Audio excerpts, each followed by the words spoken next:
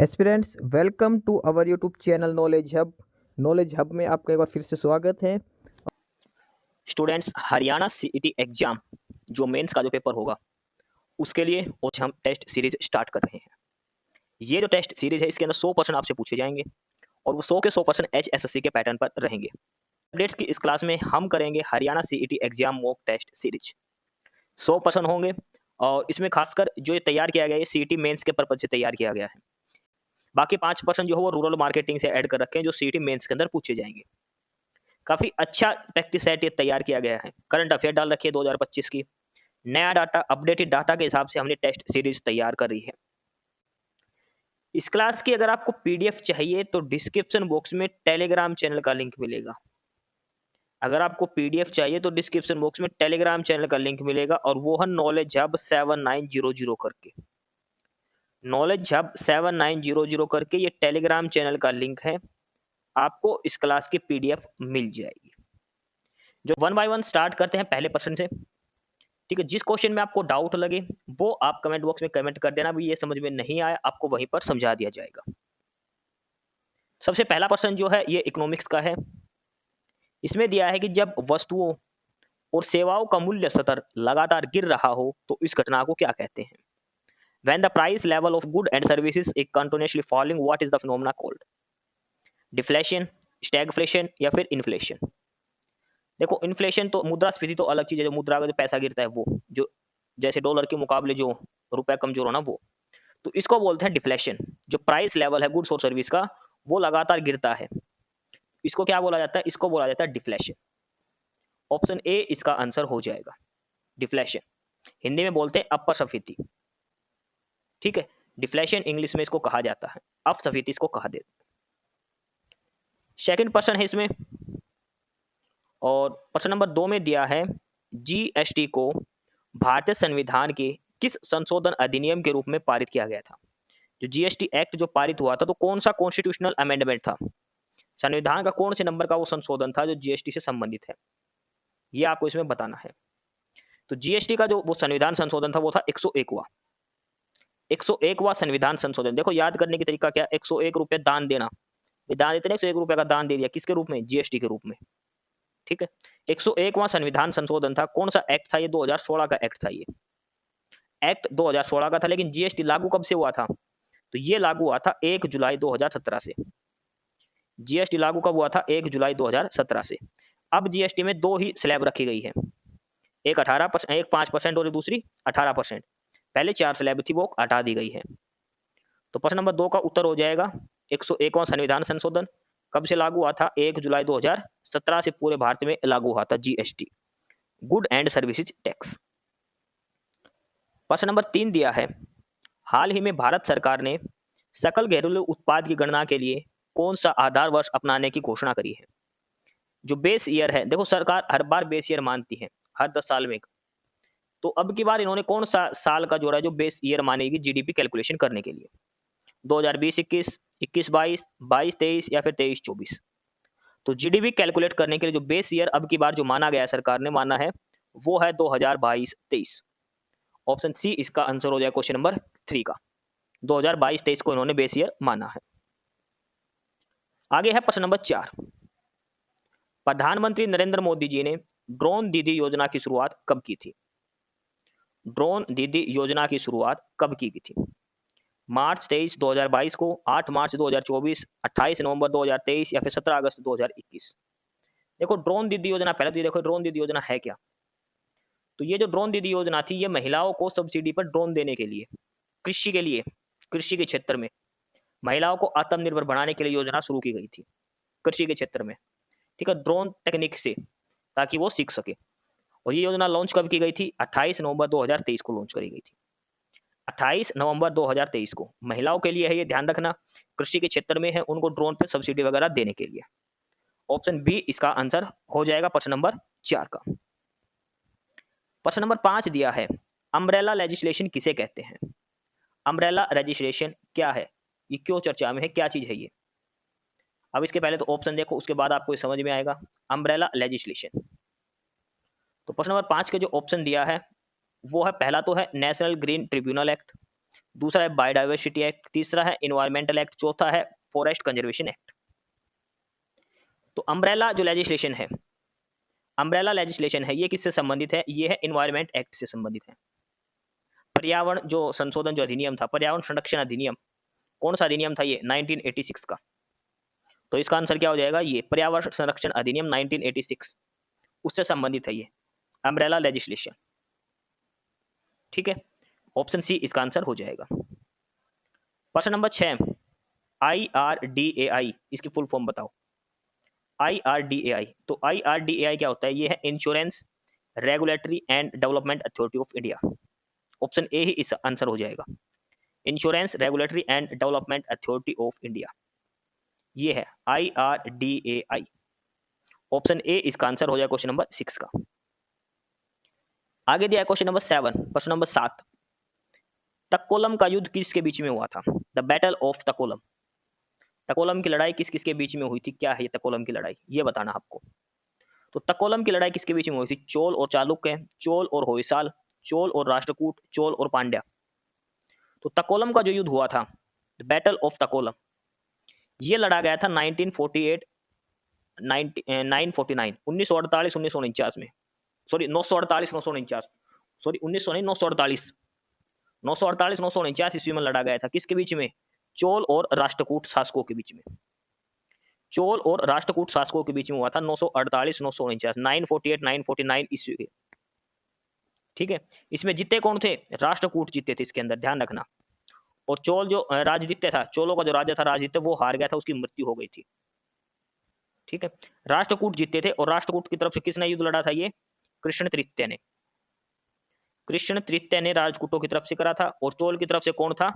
राजदित्य। राजदित्य इस युद्ध में मारा गया और राष्ट्रकूट इस युद्ध में जीत गए थे। ऑप्शन बी इसका आंसर हो जाएगा, तक्कोलम का युद्ध। प्रश्न नंबर 8 दिया है, निम्नलिखित में से कौन जोखिम का सबसे अच्छा वर्णन करता है? हजार्ड यानी कि नुकसान, जोखिम, खतरा, ये क्या कौन सी ऐसी चीज है जो सबसे अच्छे इसको डिफाइन करती है? पहला ऑप्शन है किसी विनाशकारी घटना की वास्तविक घटना। दूसरा है हानि या खतरे का एक संभावित स्रोत। तीसरा क्या है? किसी आपदा के परिणाम स्वरूप होने वाली क्षति या हानि की मात्रा। चौथा क्या है? कि किसी आपदा से उभरने की प्रक्रिया। तो अब इसमें से बताओ कि हजार्ड यानी कि जो जोखिम है, इसको कौन दर्शाता है? जोखिम का मतलब क्या है? कि हानि या खतरे का एक संभावित स्रोत, भाई किसी ऐसी चीज जिससे हमें नुकसान हो, जिससे हमें खतरा हो। ठीक, ऑप्शन बी इसका आंसर हो जाएगा। ये सीईटी मेंस के लिए काफी इंपोर्टेंट क्वेश्चन है ये। ठीक है, प्रश्न नंबर 8। आगे दिया है प्रश्न नंबर 9, फ्लोटिंग पॉलिसी क्या है? फ्लोटिंग पॉलिसी क्या है ये आपको इसमें बताना है। एक मानक अग्नि बीमा नीति? नहीं। एक पॉलिसी जो केवल समुद्री माल को कवर करती है? नहीं भाई, समुद्री माल के लिए भी नहीं है। एक पॉलिसी जो विभिन्न स्थानों पर स्थित स्टॉक को एक ही बीमा राशि के अंदर कवर करती है, ये आएगा फ्लोटिंग पॉलिसी। फ्लोटिंग पॉलिसी क्या होती है? जो मल्टीपल अलग अलग जगह पर, ठीक है, इंश्योरेंस पॉलिसी है जो कवर करती है range of asset under a single contract. जो अलग अलग स्थान पर जो स्टॉक हैं उनको एक ही बीमा राशि के अंदर कवर करना, क्या कहते हैं उसको? Floating policy. ऑप्शन सी इसका आंसर हो जाएगा क्वेश्चन नंबर 9 का, फ्लोटिंग पॉलिसी का। और टेलीग्राम चैनल का लिंक है नीचे डिस्क्रिप्शन बॉक्स में, नॉलेज हब 7900 करके टेलीग्राम चैनल जरूर ज्वाइन कर लेना, काफी सारा स्टडी मटेरियल आपको वहां पर मिलेगा। आगे है प्रश्न नंबर 10, क्वेश्चन नंबर 10। और क्वेश्चन नंबर 10 में दिया है, भारत में मानसून की उत्पत्ति किन पवनों के द्वारा होती है? मानसून जो आता है भारत में, कौन सी विंड्स हैं जिनके द्वारा भारत में मानसून आता है? ऑप्शन है south west, south east, north east या फिर नॉर्थ वेस्ट। भारत में जो मानसून आता है वो किन से आता है? कौन सी विंड्स, कौन सी हवाएं चलती हैं जिनकी वजह से भारत के अंदर मानसून आता है? तो वो जो चलती हैं वो है south west winds. South west जो दिया है ऑप्शन ए के अंदर। दक्षिण पश्चिम पवन के द्वारा भारत में मानसून की उत्पत्ति होती है। गर्मियों के महीने की बात है ये। ठीक है, ऑप्शन ए आंसर हो जाएगा। आगे है प्रश्न नंबर 11, सियाचिन ग्लेशियर कहां पर है? जो सियाचिन ग्लेशियर है ये कहां पर स्थित है? देखो है तो ये ऊपर ही, ठीक है, लद्दाख के ऊपर, लेकिन एग्जैक्ट लोकेशन कहाँ है? East of Aksai China, east of Leh, north of Gilgit या नॉर्थ ऑफ नुब्रा वैली। देखो सबसे पहले तो ये कहाँ पर है? ये है काराकोरम के पास। काराकोरम जो रेंज है उसके ईस्ट में है ये, हिमालय पर्वत में जो काराकोरम जो रेंज है उसके ईस्ट में है। लद्दाख के पास। ठीक है, एग्जैक्ट बात करें इसकी, एग्जैक्ट लोकेशन की बात करें इसकी, देखो काराकोरम आपको ध्यान जरूर रखना है इसका, सियाचिन की सिचुएशन के बारे में काराकोरम आपको जरूर याद रखना है। इसके बाद दूसरा इसका क्या है, ये है नुब्रा घाटी में, north of Nubra valley, Nubra घाटी में। ठीक है, सियाचिन ग्लेशियर क्यों प्रसिद्ध है, जो भारत का युद्ध हुआ था ऑपरेशन मेघदूत के लिए, ऑपरेशन मेघदूत से ये प्रसिद्ध है। भारत और पाकिस्तान का जो युद्ध हुआ था 1984 में, ऑपरेशन मेघदूत सियाचिन ग्लेशियर से संबंधित है। काराकोरम पर्वत श्रृंखला है ये और नुब्रा घाटी के अंदर है। ऑप्शन डी इसका आंसर हो जाएगा प्रश्न नंबर 11 का। प्रश्न नंबर 12 दिया है, संघीय व्यवस्था में किस संस्था को संविधान का संतुलन चक्र माना जाता है। In constitutional system which institution is regarded as balancing cycle of constitution, यानी कि संविधान का संतुलन चक्र किसे कहा जाता है, विधान पालिका, कार्यपालिका या फिर न्यायपालिका या फिर मीडिया को। संविधान का संतुलन चक्र, और वो कहा जाता है न्यायपालिका को, जुडिशरी सिस्टम को, न्यायपालिका। ऑप्शन सी इसका आंसर हो जाएगा प्रश्न नंबर 12 का। पॉलिटिका है, काफी जबरदस्त प्रश्न है ये, जुडिशरी इसका आंसर आ जाएगा option C. Question number 13 number है, ऑक्टोपस क्या है। ऑक्टोपस एक कैसा प्राणी है ये आपको बताना है।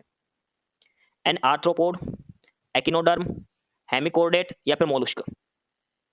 ऑक्टोपस, ऑक्टोपस क्या आएगा, एक मृतक कवची, ऑप्शन डी मोलस्का।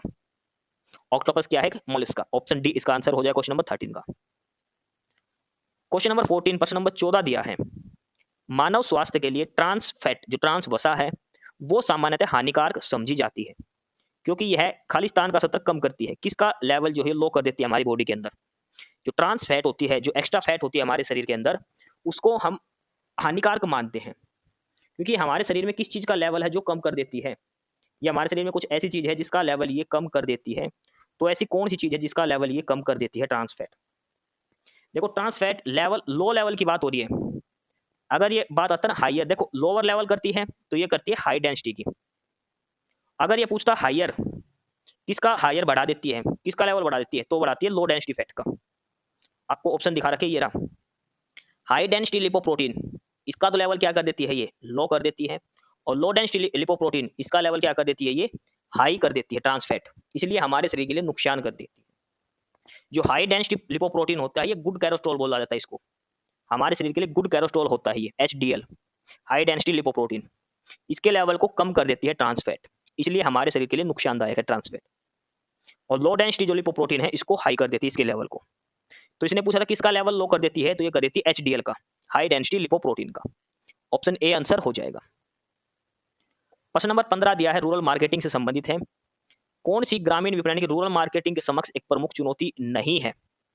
जो ग्रामीण, जो रूरल मार्केटिंग जो होती है ग्रामीण क्षेत्र में, उसमें एक प्रमुख चुनौती कौन सी एक नहीं है, ये आपको बताना है।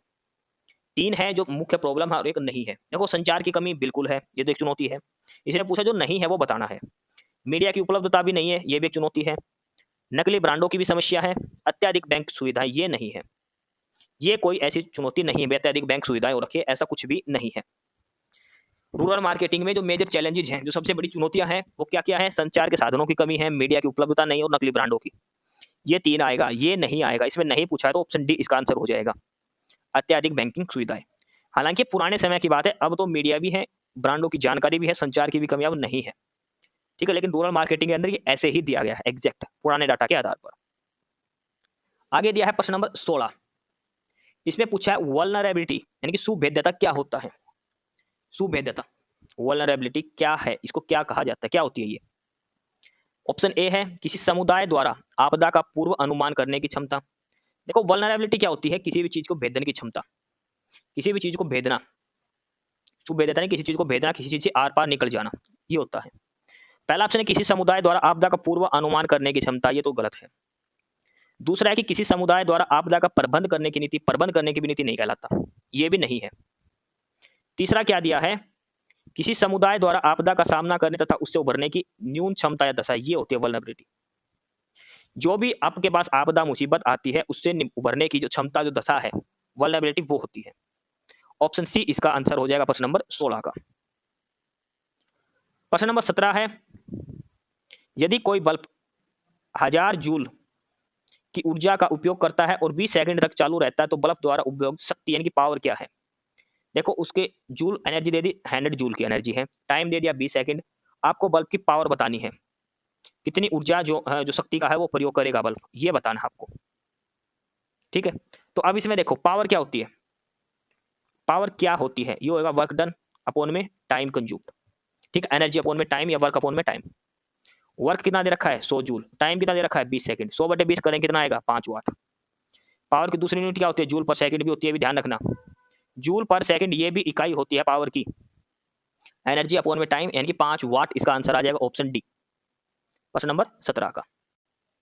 प्रश्न नंबर 18, टोबिन टैक्स किससे संबंधित है। टोबिन टैक्स जो है ये किससे संबंधित है, उपहार और दान से यानी कि गिफ्ट से नहीं, उद्यमियों द्वारा अर्जित आय से, विदेशी मुद्रा हस्तांतरण से, या फिर देश की आंतरिक सुरक्षा खर्च हेतु राज्य वसूली से। टोबिन टैक्स जो मुख्य रूप से संबंधित है, ये टैक्स है जो करेंसी जो होती है ना एक देश की दूसरे देश में, जो करेंसी चेंज करते हैं उस पर लगता है। ये जो विदेशी मुद्रा है उसके हस्तांतरण पर लगता है टैक्स, टोबिन टैक्स। जैसे हम डॉलर लेके आएंगे यहाँ पर चेंज करवा रहे इंडिया में तो टोबिन टैक्स लगेगा। ठीक है, एक टैक्स लगता है on all spot convergence of one currency into another. और ये टोबिन किसके नाम पर है, एक इकोनॉमिस्ट है जेम्स टोबिन, उसने दिया था ये, जेम्स टोबिन एक इकोनॉमिक्स ने दिया था, उसके नाम पर है ये टोबिन टैक्स। विदेशी मुद्रा हस्तांतरण से संबंधित है, जो हम करेंसी चेंज करवाते हैं उससे संबंधित है ये, ऑप्शन सी आंसर हो जाएगा। प्रश्न नंबर 19 दिया है, निम्नलिखित में से कौन सा मानव विकास सूचकांक का मापक नहीं है। देखो नहीं है, ये ध्यान रखना, ना वाला पूछ रखा है। Which of the following is not a measure of the human development index, HDI। HDI को कैलकुलेट करने के लिए 3 मुख्य फैक्टर होते हैं। सबसे पहला होता है हेल्थ का, जीवन प्रत्याशा दर जो हम मापते हैं। दूसरा होता है साक्षरता दर, कितना पढ़ा लिखा एजुकेशन क्या है। और तीसरा है पर कैपिटा इनकम यानी कि ग्रोस एनरोलमेंट। ये 3 चीजें मेन है HDI कैलकुलेट करने के लिए, ह्यूमन डेवलपमेंट इंडेक्स कैलकुलेट करने के लिए किसी भी देश का। तो इसके लिए क्या नहीं आवश्यक, सेक्स रेशियो की, लिंग अनुपात। भाई इस चीज से कोई फर्क नहीं पड़ता कितने मेल है कितने फीमेल है, तो HDI कैलकुलेट करने के लिए इसकी आवश्यकता नहीं होती। किसकी आवश्यकता होती है, जीवन प्रत्याशा दर की, साक्षरता दर की, पर कैपिटा इनकम की यानी कि सकल नामांकन ग्रोस एनरोलमेंट की। तो इस प्रश्न का उत्तर क्या हो जाएगा, प्रश्न नंबर 19 का ऑप्शन बी उत्तर हो जाएगा प्रश्न नंबर 19 का। प्रश्न नंबर 20 दिया है, गाय में मिल्क फीवर रोग किसके कारण, किसकी कमी से होता है। गाय में जो मिल्क फीवर रोग होता है वो किसकी कमी से होता है, बैक्टीरिया, वायरस, कैल्शियम या प्रोटोजोआ। तो ये होता है कैल्शियम की कमी से।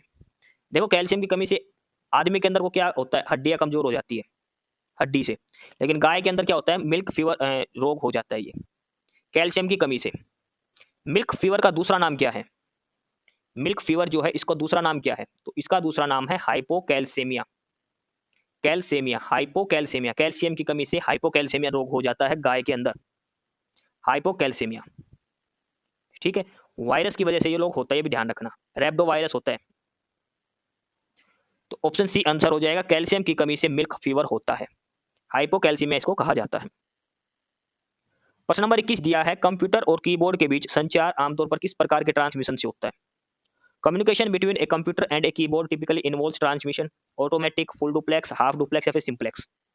तो कीबोर्ड और कंप्यूटर के बीच जो ट्रांसमिशन होता है, जो एक दूसरे से डाटा जाता है, वो होता है सिंप्लेक्स मेथड से। किसके द्वारा, सिंप्लेक्स के द्वारा। तो ऑप्शन डी इसका आंसर हो जाएगा सिंप्लेक्स, प्रश्न नंबर 21 का। देखो ये जो प्रश्न करने लग रहा है, अब हम कंप्यूटर के प्रश्न करने, कंप्यूटर के क्वेश्चन है जो कुछ अब हम जो देखने वाले हैं इसमें। क्वेश्चन नंबर 22 है कि NIC की फुल फॉर्म बताओ। NIC की फुल फॉर्म बताओ।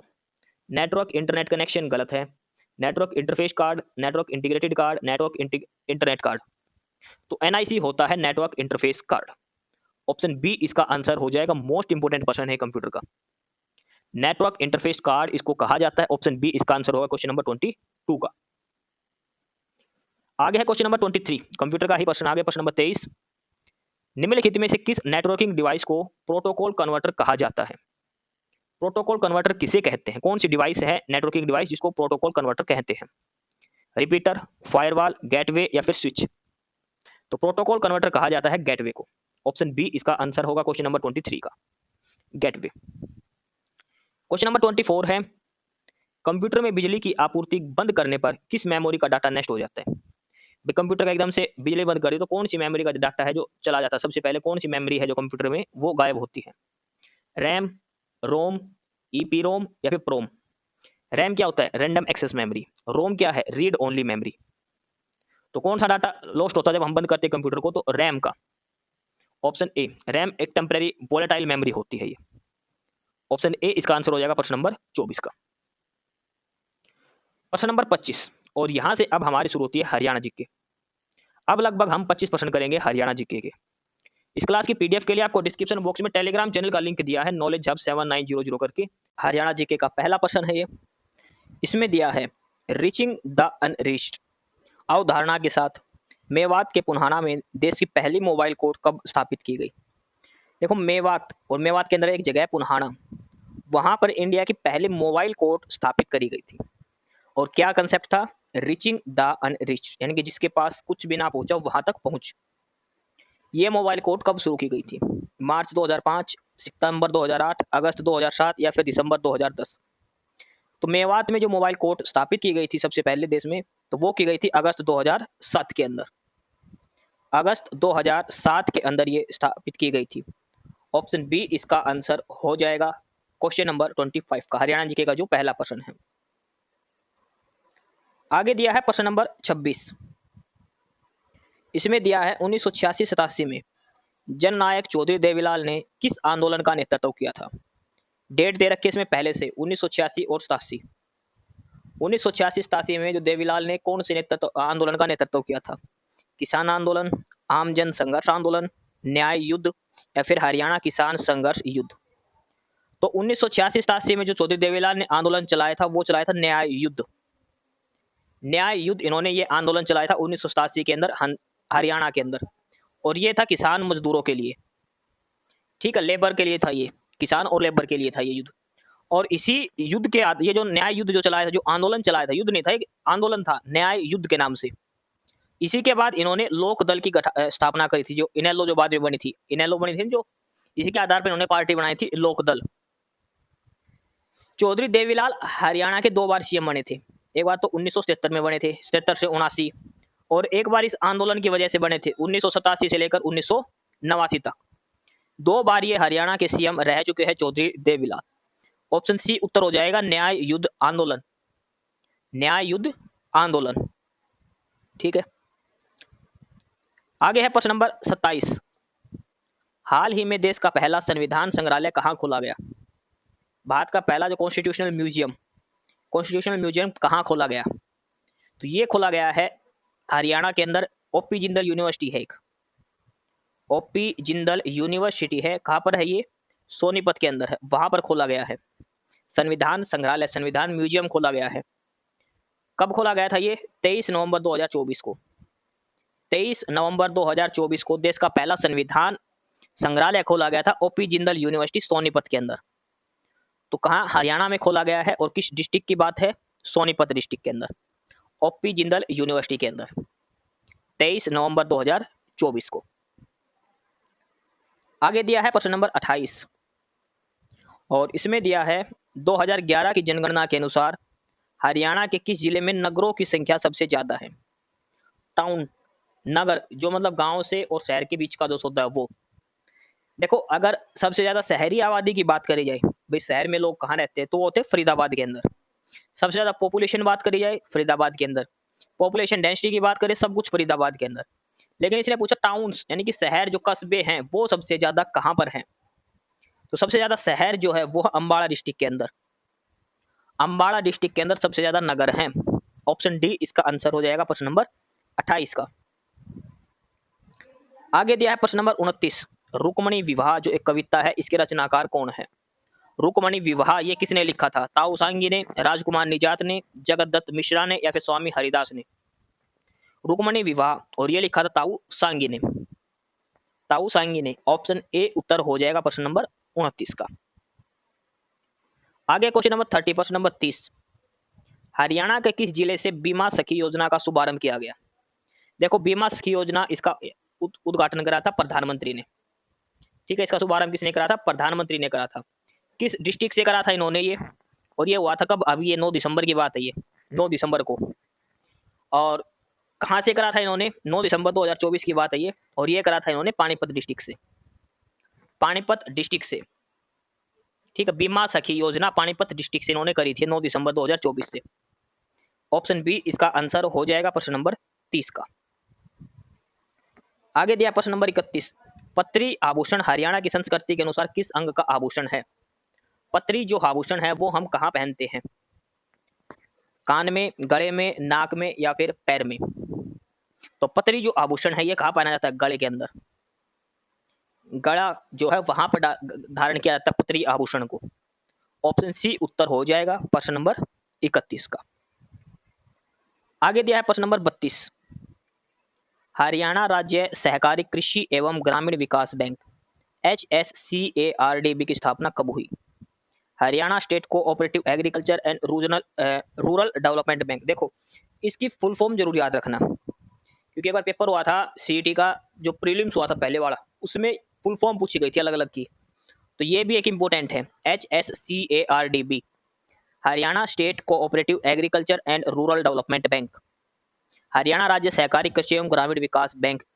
हर को बैंक अलग है और ये अलग बैंक है, दोनों अलग अलग है, ध्यान रखना। HSCARDB की स्थापना कब हुई थी ये पूछा है। तो इसकी स्थापना हुई थी जब हरियाणा बना था। हरियाणा कब बना था? 1 नवंबर 1966 को। तो 1 नवंबर 1966 को जब बना उस समय HSCARDB की स्थापना हुई थी, हरियाणा के बनते ही साथ। ऑप्शन बी इसका आंसर हो जाएगा क्वेश्चन नंबर 32 का, 1 नवंबर 1966। आगे है प्रश्न नंबर 33। प्रश्न नंबर 33 में दिया है भारत का पहला अन्य प्रभावी क्षेत्र आधारित संरक्षण उपाय साइट किसे घोषित किया गया है? Which site has been declared as India's first other effective area based conservation OECM site? OECM other effective area based conservation measure site किसे घोषित किया गया है? किसको बनाया गया है? भिंडावास संरक्षित आर्द्र भूमि झज्जर, सुल्तानपुर इको पार्क गुड़गांव, अरावली जैव विविधता पार्क गुड़गांव, बसई आर्द्र भूमि आरक्षित क्षेत्र गुड़गांव। तो वो जो एरिया है वो है अरावली। अरावली जैव विविधता, जो अरावली बायोडाइवर्सिटी पार्क है गुड़गांव के अंदर, इसको OECM साइट घोषित किया गया है। OECM यानी कि other effective area based conservation measure site घोषित किया गया है। भारत का पहला है ये, हरियाणा के गुड़गांव में है ये, अरावली जैव विविधता पार्क। ऑप्शन सी इसका उत्तर हो जाएगा प्रश्न नंबर 33 का, 33 नंबर का। आगे दिया है प्रश्न नंबर 34। हरियाणा भवन एवं अन्य सैन्य निर्माण कर्मकार कल्याण बोर्ड कब अस्तित्व में आया था? Haryana building and other constructions workers welfare board कब एग्जिस्टेंस में आया था? कब इसकी स्थापना हुई थी ये पूछा गया है। HBOCWWB Haryana building and other constructions workers welfare board. तो ये कब बना था? तो ये आया था 2006 के अंदर, 2006 के अंदर। ऑप्शन सी इसका उत्तर हो जाएगा प्रश्न नंबर 34 का। आगे दिया है प्रश्न नंबर 35। प्रश्न नंबर 35 में पूछा है हरियाणवी गजलों के सिग्नेचर कवि के रूप में किसे जानते हैं? Who is known as signature poet of Haryanvi ghazal? Signature poet Haryanvi गजल का किसे कहा जाता है? सैयद गुलाम हुसैन, पंडित ताराचंद, कंवल हरियाणवी या अल्ताफ हुसैन हाली? सिग्नेचर पोएट ऑफ हरियाणवी गजल, और वो कहा जाता है कंवल हरियाणवी को, कंवल हरियाणवी को। ऑप्शन बी इसका आंसर हो जाएगा क्वेश्चन नंबर 35 का, Kanwal Haryanvi.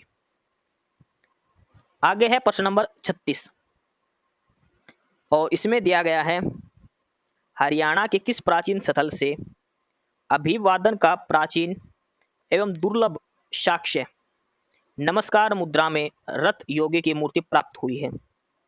From which ancient site in Haryana was the rare and ancient evidence of greeting the statue of a yogi in namaskar mudra? यानी कि एक स्टैच्यू की मूर्ति मिली है और वो नमस्कार मतलब हाथ जोड़ के खड़ी है, ऐसा स्टैच्यू एक मूर्ति मिली है इसकी। तो ये किस साइट से मिली है? हड़प्पा की जो पुरानी साइट है उसमें से कहाँ से मिली है? ये राखीगढ़ी से मिली है, बनवाली से मिली है, बेडाना से मिली है, फिर बाड़ू से मिली है? तो ये हमें मिली है राखीगढ़ी से। राखीगढ़ी हिसार के अंदर है। ऑप्शन ए उत्तर हो जाएगा। देखो सबसे बड़ा जो म्यूजियम बनाया जा रहा है हड़प्पा की सभ्यता को, राखीगढ़ी में ही बनवाया जा रहा है। ठीक है, हड़प्पा की जो सारी जो इंपॉर्टेंट खोजें हैं वो यहीं से की जा रही है, राखीगढ़ी हरियाणा के अंदर से। यहाँ पर एक योगी का स्टैच्यू मिला है जो नमस्कार मुद्रा में है, हाथ जोड़ के खड़ा है। ऑप्शन ए उत्तर हो जाएगा प्रश्न नंबर 36 का। और पीडीएफ के लिए टेलीग्राम चैनल का लिंक है नीचे, नॉलेज हब 7900 करके। आप नॉलेज हब टेलीग्राम चैनल जरूर ज्वाइन करें। काफ़ी सारा स्टडी मटेरियल वहाँ पर डाल रखा है, काफ़ी सारी पीडीएफ मिलेगी और भी क्लासेस मिलेगी वहाँ पर। यूट्यूब पर साइल अपडेट्स और नॉलेज हब भी सब्सक्राइब करें और टेलीग्राम चैनल नॉलेज हब को जरूर ज्वाइन करें। इसी क्रम में आगे बढ़ते हुए अब हम हैं प्रश्न नंबर 37 पर। प्रश्न नंबर 37, हरियाणा में भारतीय पंचांग के अनुसार रामनवमी का त्योहार किस महीने में मनाया जाता है? रामनवमी जो आती है वो किस महीने में आती है? चैत, पौष, कार्तिक और आषाढ़। तो रामनवमी में आती है चैत के महीने में, चैत्र पक्ष। चैत्र पक्ष की शुक्ल नवमी को आता है रामनवमी। ठीक, ऑप्शन ए उत्तर हो जाएगा, चैत्र महीने में रामनवमी का त्योहार आता है। ऑप्शन ए उत्तर हो जाएगा प्रश्न नंबर 37 का। प्रश्न नंबर 38, लक्ष्मीचंद, एक फिल्म थी लक्ष्मीचंद, उसके अभिनेता और उसके डायरेक्टर हैं यशपाल वर्मा। जो बनाए थे प्रोड्यूसर, और उसके एक्टर जो है मेन लीड रोल में वो है यशपाल शर्मा, जो लक्ष्मीचंद का रोल करा है जिन्होंने। तो ये हरियाणा के किस जिले से हैं? यशपाल शर्मा ये बॉलीवुड एक्टर है, काफी फिल्मों में काम कर चुके हैं। अब हरियाणा में एक फिल्म आई थी लक्ष्मीचंद के नाम से, इसके प्रोड्यूसर भी है ये और इसमें मेन एक्टर भी थे यशपाल शर्मा। तो ये कहाँ से हैं? रोहतक, हिसार, गुड़गांव या फिर सोनीपत। तो यशपाल शर्मा का जो संबंध है वो है हिसार डिस्ट्रिक्ट से, हिसार डिस्ट्रिक्ट से। ऑप्शन सी इसका आंसर हो जाएगा क्वेश्चन नंबर 38 का।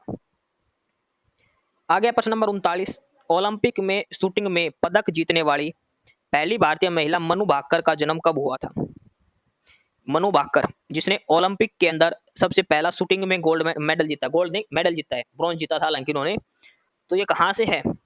तो ये है झज्जर डिस्ट्रिक्ट से, गोरिया गांव है झज्जर के अंदर, वहां से है मनु भाकर। इन्होंने मनु भाकर की डेट ऑफ बर्थ पूछी है, कब इनका जन्म हुआ था। तो मनु भाकर का जन्म हुआ था 18 फरवरी 2002 को। 18 फरवरी 2002 को मनु भाकर का जन्म हुआ था। ऑप्शन डी उत्तर हो जाएगा प्रश्न नंबर 39 का। आगे दिया है प्रश्न नंबर 40, डॉक्टर सुल्तान अंजुम 35 वर्षों तक हरियाणा की किस मासिक उर्दू पत्रिका के संपादक रहे हैं?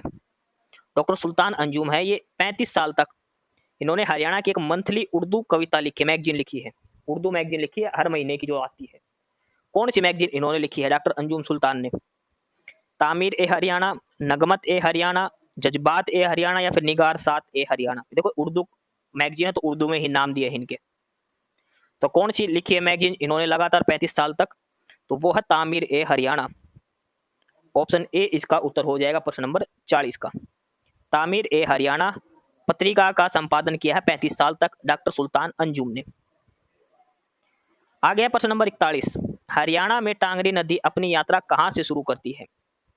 टांगरी नदी कहां से निकलती है? ये शिवालिक की पहाड़ियों से, शिवालिक की पहाड़ियों से निकलती है। तो देखो अरावली की पहाड़ियां कट जाएगा, चंडीगढ़ हरियाणा में है नहीं, तो चंडीगढ़ भी काट सकते हैं हम ऑप्शन में, क्योंकि चंडीगढ़ से तो मेरे हिसाब से कोई नदी नहीं आती जो मैन हम पढ़ते हैं उनमें से। तो टांगरी नदी कहां से हरियाणा में शुरू होती है? तो टांगरी नदी शुरू होती है कालका से, कालका से टांगरी नदी हरियाणा में प्रवेश करती है। कालका इसका आंसर हो जाएगा, शिवालिक की पहाड़ियों से निकलती है। ठीक है, शिवालिक की पहाड़ियां भी ऑप्शन में नहीं आए ना, तो आपको मिलेगा मोरनी की पहाड़ियां। मोरनी की पहाड़ियां जो है वो शिवालिक की पहाड़ियों का ही एक हिस्सा है, ये भी ध्यान रखना है। ठीक है, मोरनी की पहाड़ियों से। और ये कहाँ जाके किस नदी में मिल जाती है? ये घग्गर नदी में आगे जाके ये मिल जाती है टांगरी नदी। ये चीज आपको ध्यान रखनी है। ठीक है, घग्गर नदी की सहायक नदी है शिवालिक की पहाड़ियां या फिर मोरनी की पहाड़ियां। शिवालिक की पहाड़ियां फिर मोरनी की पहाड़ियों से ये नदी निकलती है। ठीक है, ऑप्शन ए इसका उत्तर हो जाएगा कालका। प्रश्न नंबर 42, किस मुगल शासक के अधीन होने पर हरियाणा ब्रिटिशों के नियंत्रण में आया? यानी कौन सा मुगल शासक, जब किस मुगल शासक का टाइम चल रहा था जब हरियाणा के ऊपर अंग्रेजों ने शासन किया था? मुगल सम्राट कौन सा गद्दी पर बैठा था जब हरियाणा पर अंग्रेजों का अधिकार हुआ था, ब्रिटिशर्स का जो रूल आया था हरियाणा के ऊपर? मोहम्मद शाह रंगीला, अहमद शाह अब्दाली, शाह आलम द्वितीय या फिर बहादुर शाह जफर? तो अंग्रेजों ने जब भारत पर अधिकार किया तो उस समय किसका शासक था? शाह आलम का, शाह आलम। ऑप्शन बी उत्तर हो जाएगा प्रश्न नंबर 42 का। प्रश्न नंबर 43 दिया है 43, रानी कौर की हवेली निम्नलिखित में से किस प्रकार की चित्रकारी के लिए एक प्रसिद्ध स्थान है? रानी कौर की हवेली, एक रानी है कौर, रानी कौर की हवेली, यहाँ पर किस प्रकार की जो पेंटिंग है जो फेमस है रानी कौर की हवेली? मुगल पेंटिंग है, गुप्त पेंटिंग है, राजपूताना पेंटिंग है, फिर मुरल पेंटिंग है? तो रानी कौर की हवेली जो प्रसिद्ध है वो है मुरल पेंटिंग के लिए, मुरल पेंटिंग के लिए। ऑप्शन डी इसका आंसर हो जाएगा। मुगल नहीं है ये, मुरल है। ऑप्शन ए और डी में फर्क है। ऑप्शन डी आंसर आएगा मुरल। प्रश्न नंबर 44 दिया है, राष्ट्रीय सीमा शुल्क, अप्रत्यक्ष कर एवं नारकोटिक्स अकादमी हरियाणा में कहां पर है? Where is the national academy of custom, indirect taxes and narcotics located in Haryana? NACIN, national academy of customs, indirect taxes and narcotics Haryana के किस डिस्ट्रिक्ट में है? गुरुग्राम, चंडीगढ़, पंचकुला या फिर फरीदाबाद? तो national academy of custom, indirect taxes and narcotics ये है Faridabad district के अंदर। NACIN कहां पर है? ये फरीदाबाद डिस्ट्रिक्ट के अंदर है। ऑप्शन डी इसका आंसर हो जाएगा क्वेश्चन नंबर 44 का। Option D Faridabad. Question number 45 दिया है, 1948 में भारत सरकार द्वारा 8 रियासतों को मिलाकर पेप्सू यानी कि पटियाला एवं ईस्टर्न स्टेट यूनियन का उस समय राज प्रमुख किसे बनाया गया था? पेप्सू का 1948 के अंदर पेप्सू का गठन हुआ था। 5 अलग अलग 8 रियासतें मिलाई गई थी। पेप्सू की पहले तो फुल फॉर्म देखो, पेप्सू का फुल फॉर्म क्या है? Patiala and east Punjab state union. Patiala and east Punjab state union ये पेप्सू की फुल फॉर्म है। 1948 की बात है, 8 रियासतें मिलाई गई थी, 8 प्रिंसिपल स्टेट मिलाए गए थे। ठीक है, तो इन समय इन सभी का राज प्रमुख कौन था? जो पेप्सू जो बनाया गया था 8 रियासतें मिलाकर 1948 में, तो इनका जो हेड था वो कौन था? किसे बनाया गया था? हीरा सिंह चिनारिया, हंसराज रैबर, यादवेंद्र सिंह या फिर जगत सिंह? तो वो जो प्रधान थे इनका वो था यादवेंद्र सिंह। पेप्सू जब बनाया गया था 1948 में 8 रियासतें मिलाकर, तो इनका जो राज प्रधान था वो था यादवेंद्र सिंह। एक पिंजौर के अंदर एक गार्डन भी है, राजवेंद्र सिंह उद्यान, जहाँ पर मैंगो फेस्टिवल लगता है हर साल, आम का मेला लगता है।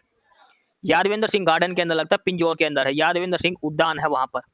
ठीक है, ऑप्शन सी उत्तर हो जाएगा यादवेंद्र सिंह, जो पेप्सू के हेड बनाए गए थे 1948 के अंदर, राज प्रमुख जो बनाए गए थे।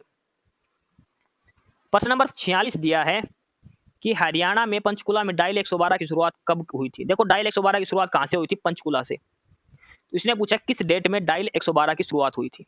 112 जो लगा रखा है टेलीफोन जो पुलिस के लिए है, तो डायल 112 ये कब से स्टार्ट हुआ था? तो डायल 112 हुआ था जुलाई के अंदर, 12 जुलाई 2021 के अंदर। तत्कालीन CM मनोहर लाल खट्टर ने इनका उद्घाटन किया था। 12 जुलाई 2021 से डायल 112 शुरू हुआ था। देखो 12 जुलाई से 12, 112 का ये उल्टा 21, 2021, 12 जुलाई 2021। आगे दिया है प्रश्न नंबर 47, और प्रश्न नंबर 47 क्या दिया है? हरियाणा के प्रथम विधानसभा चुनाव कब हुए थे? 1967 में। 81 सीटों में से कितनी सीटों पर महिलाओं ने जीत दर्ज करी थी? 1967 में जो चुनाव हुए थे उसमें से महिलाओं ने कितनी सीटें जीती थी? 1, 4, 5 या फिर 8? तो जो सबसे पहले महिलाओं ने जो सीट जीती थी, जो पहला विधानसभा चुनाव हुआ था उसमें महिलाओं ने टोटल 4 सीटें जीती, यानी कि 4 सीटों पर महिला MLA बनी थी। ऑप्शन बी उत्तर हो जाएगा प्रश्न नंबर 47 का। प्रश्न नंबर 48 दिया है आगे, दुनिया की अग्रणी स्टिक पेच, जो पेच होते हैं स्क्रू नट बोल्ट जो होते हैं पेच, उसका निर्माण सुविधा किस स्थान पर स्थित है? यानी कि जो पेच बनते हैं स्क्रू, समझ गए, पेच वगैरह जो हम लगाते हैं नट बोल्ट वगैरह पेच, वो हरियाणा में कहाँ पर बनते हैं? पानीपत, गुड़गांव, पंचकुला या फिर रोहतक? तो जो पेच के लिए जो प्रमुख जगह है वो है Rohtak district. Option D answer हो जाएगा क्वेश्चन नंबर 48 का। ये हमारे 25 प्रश्न थे हरियाणा जीके के। लगातार 25 प्रश्न हमने हरियाणा जीके के यहाँ पर करे हैं। ठीक है, क्लास की PDF के लिए आपको डिस्क्रिप्शन बॉक्स में टेलीग्राम चैनल का लिंक दिया है नॉलेज हब के नाम से। ठीक है, नॉलेज हब 7900 करके ये टेलीग्राम चैनल का लिंक मिलेगा आपको। टेलीग्राम चैनल ज्वाइन कर लेना, साथ में नॉलेज हब और साहिल अपडेट्स यूट्यूब पर भी सब्सक्राइब जरूर कर लेना। काफी सारा स्टडी मटेरियल मिलेगा आपको यहाँ पर PDF वगैरह के लिए टेलीग्राम चैनल के ऊपर। प्रश्न नंबर 48 के बाद अब यहाँ से हमारी हिंदी शुरू हो जाती है। प्रश्न नंबर 49, और यहाँ से अब हम क्या करेंगे? हिंदी आगे पढ़ेंगे। अब हम कुछ प्रश्न करेंगे हिंदी के। प्रश्न नंबर 49 से आगे दिया है प्रश्न नंबर 49, नाक पर सुपारी तोड़ना इस लोकोक्ति या मुहावरे का क्या अर्थ है? नाक पर सुपारी तोड़ना, इज्जत हल्की करना, असंभव को संभव करना, घृणा करना या फिर बहुत परेशान करना? नाक पर सुपारी तोड़ना, और ये होता है बहुत परेशान करना। बहुत परेशान करना। ऑप्शन डी इसका उत्तर हो जाएगा प्रश्न नंबर 49 का। आगे है प्रश्न नंबर 50। वाच्य पूछा है, वाच्य क्या होता है? इंग्लिश में हम बोलते हैं वॉइस, वाच्य हिंदी में होता है, अंग्रेजी में वॉइस होता है, एक्टिव वॉइस और पैसिव वॉइस। तो वॉइस में हम क्या करते हैं, जो क्रिया होती है उसको चेंज करते हैं हम सारा का सारा। भाई अगर प्रेजेंट इंडेफिनेट है तो उसको परफेक्ट में ले जाएंगे, ठीक है, चेंज करते हैं। तो इसमें किसका रूपांतरण होता है? क्रिया का। भाई आपको वाच्य नहीं पता तो वॉइस तो आप करते होगे अंग्रेजी के अंदर, एक्टिव वॉइस पैसिव वॉइस, तो उसमें पता है एक्टिव वॉइस को उल्टा घुमा के बनाते हैं, क्रिया का रूपांतरण करते हैं वाच्य के अंदर। ऑप्शन ए उत्तर हो जाएगा प्रश्न नंबर 50 का। आगे दिया है प्रश्न नंबर 51। प्रश्न नंबर 51 में दिया है पांडव शब्द में कौन सा प्रत्यय है? कौन सा प्रत्यय, किस प्रकार का प्रत्यय का कौन सा भेद है? कृदंत प्रत्यय है, तदित प्रत्यय है, स्त्री प्रत्यय है, या कोई भी प्रत्यय नहीं है? पांडव के अंदर, पांडव जो शब्द है इसके अंदर है तदित प्रत्यय। ऑप्शन बी उत्तर हो जाएगा। पांडव के अंदर कौन सा प्रत्यय है? तदित प्रत्यय। प्रश्न नंबर 52 दिया है विसर्ग का उच्चारण स्थान क्या है? विसर्ग जो लास्ट में जो दो डॉट लगाते विसर्ग चिन्ह, तो इसको हम है की ध्वनि से बोलते हैं। तो इसका उच्चारण स्थान कहां से है? कंठ, तालु, ओष्ठ, अनुनासिका। तो विसर्ग का जो उच्चारण स्थान है वो है कंठ। कंठ से विसर्ग का उच्चारण किया जाता है। ऑप्शन ए उत्तर हो जाएगा प्रश्न नंबर 52 का। उसके बाद आगे दिया है प्रश्न नंबर 53। शुद्ध वर्तनी वाला शब्द बताओ। 4 शब्द दिए हैं इसमें और 3 गलत है, एक सही है, वो बताना है। और ये है भागीरथी। भगीरथी, भागीरथी, भागीरथी में देखो भा आएगा, भगीरथी नहीं होता, भागीरथी होता है। अब इसमें सारा खेल है गी की मात्रा, और गी आएगा बड़े ई की मात्रा गी के साथ। तो भागीरथी का शुद्ध रूप ये लिखा जाएगा जो ऑप्शन बी में दिया है। भा बड़े ई की मात्रा गैप पर, और थ के ऊपर भी बड़े ई की मात्रा आएगी, भागीरथी। ऑप्शन बी उत्तर हो जाएगा प्रश्न नंबर 53 का। आगे दिया है प्रश्न नंबर 54। हिंदी वर्तनी का मानकीकरण किस वर्ष प्रकाशित हुआ था? हिंदी वर्तनी का मानकीकरण किस वर्ष प्रकाशित हुआ था? 1967, 1968, 1965, 1966। तो ये हुआ था 1967, 1967। ऑप्शन ए उत्तर हो जाएगा प्रश्न नंबर 54 का। आगे दिया है प्रश्न नंबर 55। राग है कि रूप है, कि रस है कि जस है, कि तन है कि मन है, कि प्राण है कि प्यारी है? इस पंक्तियों में कौन सा रस है? ये पंक्तियां दे रखी है, राग है कि रूप है, कि रस है कि जस है, कि तन है कि मन है, कि प्राण है कि प्यारी है? इनमें कौन से रस की प्रधानता है? श्रृंगार रस, श्रृंगार रस का प्रयोग करते जो हम पनघट से संबंधित जो होता था ना, वो वहां पर श्रृंगार रस की प्रधानता होती थी। वात्सल्य रस होता है जो कहां पर, जहां पर ममताओं की भावना दिखाई जाए। तो इस सारी पंक्तियों में कौन सा रस है? अद्भुत रस। कौन सा रस है ये? अद्भुत रस है, उसकी प्रशंसा की गई है, तारीफ की गई है, अद्भुत रस। ऑप्शन सी उत्तर हो जाएगा प्रश्न नंबर 55 का। प्रश्न नंबर 56 देखो, ये काफी इंपोर्टेंट है अलंकार का। माला फेरत जुग भयो, फिरा न मन का फेर, कर का मन का डारी दे, मन का फेर। देखो यहाँ पर मन का, मन का, मन का, ये शब्द बार बार आया और हर का अलग अलग मतलब है।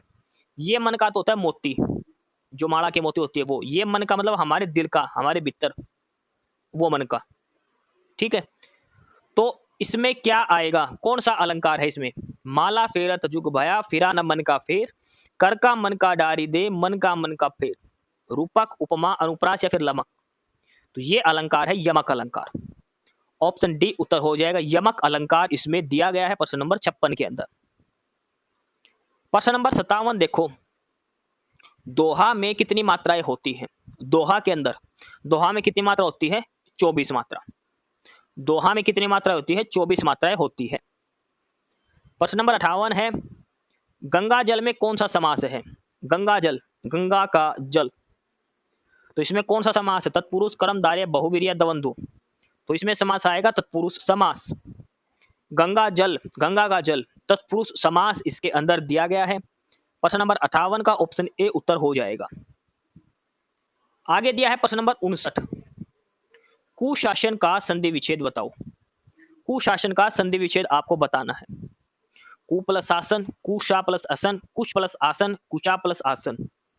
तो कुशासन का जो संधि विच्छेद होगा कुश प्लस में आसन, कुश प्लस में आसन, ये कुशासन का संधि विच्छेद होता है।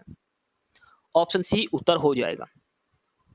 प्रश्न नंबर 60 जो हिंदी का आखिरी प्रश्न है, निम्नलिखित में से मां का पर्यायवाची शब्द बताओ। मां का पर्यायवाची शब्द क्या है? मां का प्रशु, शुद्धि, मनीषी या फिर कोविद। तो मां का जो पर्यायवाची शब्द है वो है प्रशु। मां का पर्यायवाची शब्द क्या है? प्रशु। ऑप्शन ए उत्तर हो जाएगा। ये हमारे कुछ 10 से 12 प्रश्न थे हिंदी के। प्रश्न नंबर 61 जो है ये है कथन और निष्कर्ष का। ये स्टेटमेंट दे रखी है और इसके आप साफ साफ को बताना है क्या अजम्पशन हो सकती है। स्टेटमेंट क्या दे रखी है, पढ़ो। राज्य गर्मी की भीषण लहर से गुजर रहा है। इसे देखते हुए सरकार ने तत्काल प्रभाव से अगले पखवाड़े तक सारे स्कूलों को बंद करने के लिए कहा है। भैया अब की बार राज्य में बहुत गर्मी बढ़ रही है तो सरकार ने अगले आदेश जारी होने तक ये कहा है कि वे सारे स्कूल बंद रखे जाएं। ये हमारी स्टेटमेंट इसमें दी गई है। अब इसके आधार पर हम क्या निष्कर्ष निकाल सकते हैं ये बताना है। 2 अजम्पशन दे रखी है, कौन से अजम्पशन इसमें सही है? पहला दे रखा कि हो सकता है गर्मी की लहर एक पखवाड़े से ज्यादा ना चले। भाई सरकार ने कहा कि अगले पखवाड़े से मतलब अगले टाइम से देखेंगे, भाई अगला सप्ताह मान लो, कुछ भी मान लो, तो इसका मतलब है कि ये संभावना है कि अगले पखवाड़े से जो गर्मी है वो ज्यादा ना हो। ये सही बात है क्योंकि सरकार ने अगले पखवाड़े तक ये आदेश दिया भाई स्कूल बंद रखो। ये अजम्पशन हो सकती है। दूसरा दे रखा कि हो सकता है छात्रों के माता पिता एक पखवाड़े के बाद भी अपने बच्चों को स्कूल नहीं आने देंगे। ऐसी तो इसने देखो ना तो इसने कहीं माता पिता का जिक्र किया ना छात्रों का जिक्र किया कि उनके माता पिता की अनुमति से आना है नहीं आना है। हमें अपने खुद से कोई अजम्पशन नहीं बनानी, जो इस प्रश्न के अंदर दिया है उसके आधार पर। तो इसके अंदर ना तो माता पिता का कोई जिक्र करा ना ये छात्रों की मर्जी की कोई जिक्र करा। तो इसका मतलब कौन सी अजम्पशन सही है इसके अंदर? केवल अजम्पशन पहली सही है। खुद से कुछ नहीं मानना है, ध्यान रखना इस कथन निष्कर्ष में अजम्पशन वाले में। जो बात स्टेटमेंट में दे रखी है वो ऑप्शन में है या नहीं है। अगर है तो ऑप्शन सही है, अगर नहीं है तो गलत है। तो केवल ऑप्शन 1 सही है। जो पहली अजम्पशन है वो इसके अंदर अंतर्निहित है, यानी कि इसके अंदर दी गई है। ऑप्शन ए उत्तर हो जाएगा प्रश्न नंबर 61 का। आगे दिया है प्रश्न नंबर 62 और ये जो 62 नंबर दिया है ये दिया है फैमिली रिलेशन का। फैमिली रिलेशन का है भाई ए प्लस बी का अर्थ है ए बी की बहन है, ए माइनस बी का अर्थ है कि ए बी का पुत्र है, ए गुणा बी का अर्थ है ए बी का पति है, ए भाग में बी का अर्थ है कि ए बी की माता है। प्लस का अर्थ बहन है, माइनस का अर्थ पुत्र, गुणा का अर्थ पति, भाग का अर्थ माता। तो ये जो रिलेशन दे रखा है इसके आधार पर जे और क्यू का रिलेशन आपको बताना है। ये रिलेशन आपको बताना है जे का क्यू से क्या संबंध है। सबसे पहले देखो P plus Q. P plus Q का मतलब क्या है? जो P है वो क्यू की बहन है। P जो है वो क्यू की बहन है, ठीक है। तो P को हमने बहन बना दिया, यानी कि देखो पुरुष के लिए हम प्लस रखेंगे और स्त्री के लिए माइनस। तो P बहन है किसकी? क्यू की। बराबर का मतलब बहन और भाई के लिए है। उसके बाद आगे क्या दे रखा है? Q बटे C। बटा का अर्थ है क्यू सी की माता है। क्यू माता है किसकी? सी की। नीचे जो एरो आएगा तो वो माता पिता का रिश्ता है। तो क्यू माता है सी की। सी माइनस डी का अर्थ क्या है? सी है डी की बहन। सी बराबर डी, डी की बहन है सी। डी माइनस एल का अर्थ क्या है? डी जो है वो भी बहन है किसकी? एल की। समझ गए? सी और डी दोनों बहनें हैं किसकी? एल की बहनें हैं। एल गुणा में जे। एल गुणा में जे का मतलब क्या है कि एल पति है जे का, एल हस्बैंड है किसका? जे का। एल जो है वो जे का हस्बैंड है। अब देखो जे वाइफ हो गई एल की, जे पत्नी है एल की। एल के बहन है 2 सी और डी और इनकी माता कौन है? क्यू है। तो जे का क्यू से क्या संबंध होगा, जे क्यू इसकी क्या लगेगी, सासुमा लगेगी। क्या लगेगी इसकी, सासुमा, सांस लगेगी। ठीक है, तो ऑप्शन में क्या दे रखा है, मदर इन लॉ, ये ऑप्शन सी उत्तर आ जाएगा। मदर इन लॉ लगेगी क्योंकि उसके बेटे की पत्नी तो हो गई जे, ऑप्शन सी उत्तर हो जाएगा इसका। जो जो बात इसमें क्वेश्चन में दे रखी है सेम हमें नोट करनी है, अपना क्वेश्चन सोल्व हो जाएगा। अगला प्रश्न देखो, प्रश्न नंबर 63। इसमें क्या दिया है, ये वर्ड दिया है फार्मास्यूटिकल्स। अक्षरों के ऐसे कितने जोड़े हैं जिनके बीच अंग्रेजी वर्णमाला के क्रम में अक्षरों की संख्या से एक अधिक है।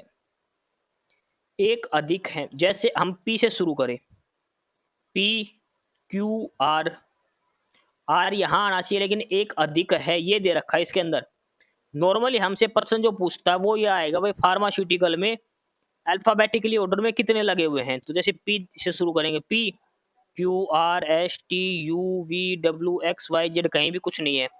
एच से शुरू करें, एच आई, यहाँ पे जे होना चाहिए, K L M N O P Q R S T U, कोई भी नहीं है।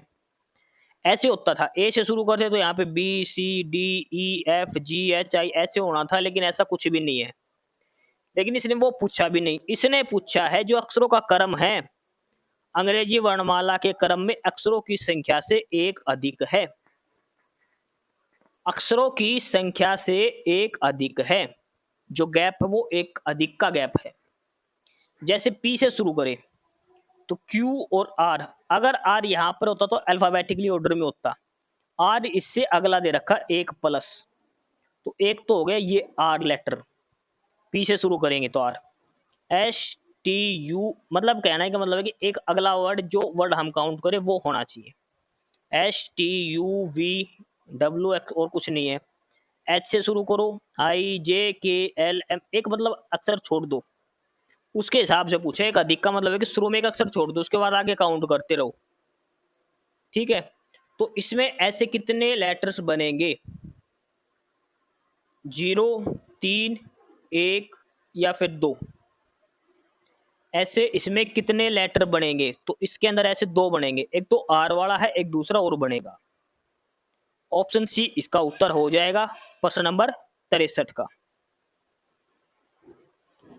प्रश्न नंबर 64 देखो, पुजारी ने भक्त को बताया कि एक घंटी 45 मिनट के नियंत्रित अंतराल पर बजती है। भाई मंदिर में जो घंटी है वो हर 45 मिनट के बाद बजती है। अंतिम घंटी 5 मिनट पहले बजी थी।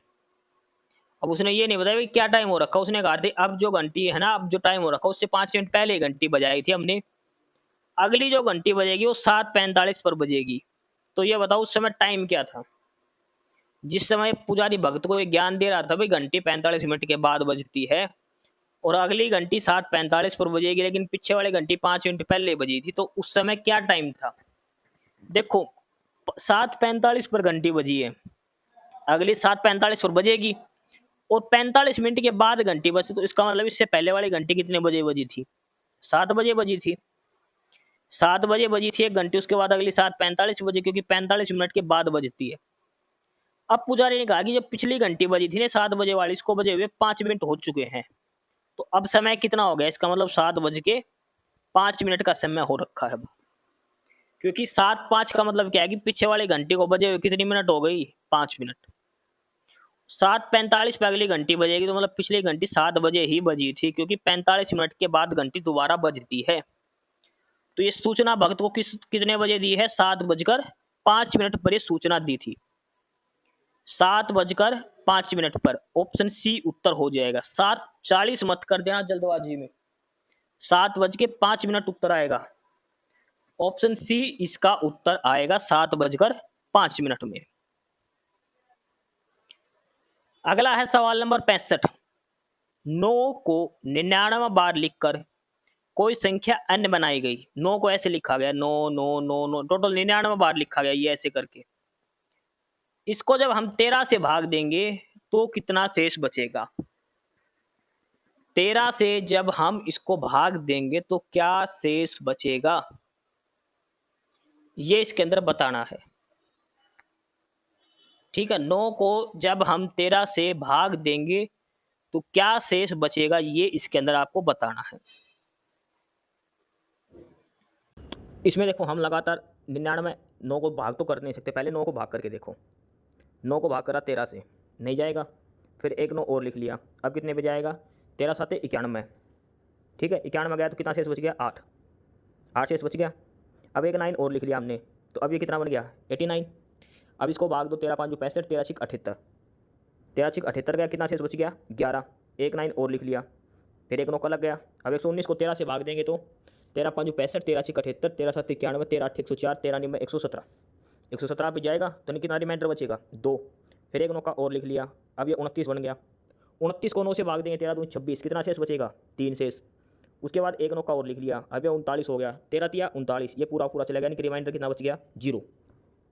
हमने क्यों भाग करके देखा एक, हम ये देख रहे कहाँ पर आकर ये संख्या रिपीट होने लगी। भाई जहाँ पर आकर शेष रिपीट होने लग जाए ना, इसका मतलब उतनी संख्या के बाद सेम अक्षर आएंगे। तो ये देखो 1 2 3 4 5 6, 6 9 के बाद शेष 0 बचता है। लगातार 6 9 है तो उसके बाद शेष 0 बचेगा। हमने लिखना 99 बार, तो 6 का मल्टीपल कितना होता है, 96। ठीक है, अगर 96 9 लिखेंगे ना, 96 बार 9 9 9, तो उनका शेष बचेगा 0। 99 बार लिखना है तो यानी कि 3 9 के बच गए लास्ट में, 999। सिर्फ 999 को 13 से भाग करके देखना है, इसका क्या शेष बचेगा। तो 13 5 13 7 91, 8 और 13 5 65, 13 6 78, 11 शेष। एक हमने 9 को 13 से भाग करा पहले, सिर्फ हम ये देखना चाहते हैं कि कहाँ पर आकर शेष बराबर बचेगा। भाई शुरू में 9 से भाग दिया तो 9 ही शेष आएगा, फिर 99 को 9 से भाग देंगे तो 8 शेष आ गया, फिर 999 को भाग देंगे 13 से, फिर 11 शेष आएगा, फिर 4 नौकों को भाग देंगे, एक नौका और लगा के एक 9 और लगाएंगे। ठीक है, तो कितना शेष आएगा, 2 शेष आएगा, फिर 29 बन जाएगा, एक 9 और लिखेंगे, फिर 3 शेष बचेगा, फिर एक 9 और लिखेंगे, फिर ये 39, फिर 0 शेष। 6 9 के बाद 0 शेष बच रहा है, इसका मतलब 12 बार 9 लिखेंगे तब भी 0 शेष, 18 बार लिखेंगे तो भी, 24 बार 9 लिखेंगे तो भी 0 शेष। 6 के मल्टीपल जितना 9 लिखेंगे ना उतना 0 शेष बचेगा। हमें 99 बार लिखना है, तो अगर हम 96 तक लिखेंगे ना 9 तो 0 शेष बचेगा, इसलिए लास्ट के 3 9 बचेंगे, 999। 999 को 13 से भाग देना है, 999 को जब 13 से भाग देंगे हम तो लास्ट में बचेगा 11 शेष। ऑप्शन ए उत्तर हो जाएगा। ट्रिक के चक्कर में मत पड़ना, कोई ट्रिक समझाए, सिर्फ आपको ऐसे ही करना है। इसके बाद आगे सवाल नंबर 66, और इसमें आपको ये मिसिंग नंबर बताना है। पहला 84, फिर 42, फिर 28, फिर 21, तो लास्ट में क्या आएगा। देखो इसकी 2 अलग अलग ट्रिक है, मैं आपको दोनों बता देता हूँ कैसे क्या है। देखो इस क्वेश्चन के 2 अलग अलग तरीके से सॉल्यूशन है। पहला सॉल्यूशन कैसे है, multiply by 7/12 to obtain the first number, यानी कि 84 है तो 12 गुणा 7। दूसरा है मल्टीप्लाई 12 बाई हाफ, उसके बाद 1/3, उसके बाद 1/4, 1/5, उसके बाद 7 से गुणा करनी है। देखो ये पैटर्न दिया है इसके अंदर। पहला तरीका तो ये है, भाई जैसे 84 दे रखा था, फिर 42, फिर 28, फिर 21। तो 84 क्या था, 7 गुणा 12, 42 क्या था, 7 गुणा 6, यानी कि 12 का आधा कर दिया। 12 का 1 गुणा है, ये 12 का 1/2 गुणा, ये 12 का 1/3 गुणा, 12 का 1/4 गुणा। तो लास्ट में हमें सॉल्यूशन निकालना तो आएगा 12 का 1/5 गुणा। जो किया है 12 का 1/2 गुणा कितना है, 6, उसको 7 से गुणा कर दिया। 12 का 1/3 गुणा करेंगे कितना आएगा, 4, उसको 7 से गुणा कर दिया। 1/4 गुणा करेंगे 3, इसको 7 से गुणा कर दिया। इसी पैटर्न पर लास्ट में 12 का 1/5 निकालेंगे तो कितना आएगा, 2.5, उसको अगर 7 से गुणा करेंगे 2.4 को तो वो आएगा 16.8। तो क्या आंसर हो जाएगा इस सीरीज का, आगे लास्ट जो नंबर निकालना वो कितना आएगा हमारा, 16.8 आएगा। एक तो तरीका ये है भाई, एक ट्रिक तो ये लगेगी इसमें कि 12 गुणा 1, फिर 12 गुणा 1/2, फिर 12 गुणा 1/3, 12 गुणा 1/4, 12 गुणा 1/5, 7 से इनको गुणा कर रखी है। उसके बाद ये एक दूसरा पैटर्न ये भी हो सकता है, 84 था, इसको भाग करना है किससे, 1 + 1/1 से।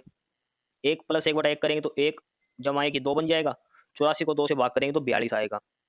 फिर 42 को किससे भाग करना, 1 जमा 1/2 से। 1 जमा 1/2 करेंगे कितना आएगा, 3/2।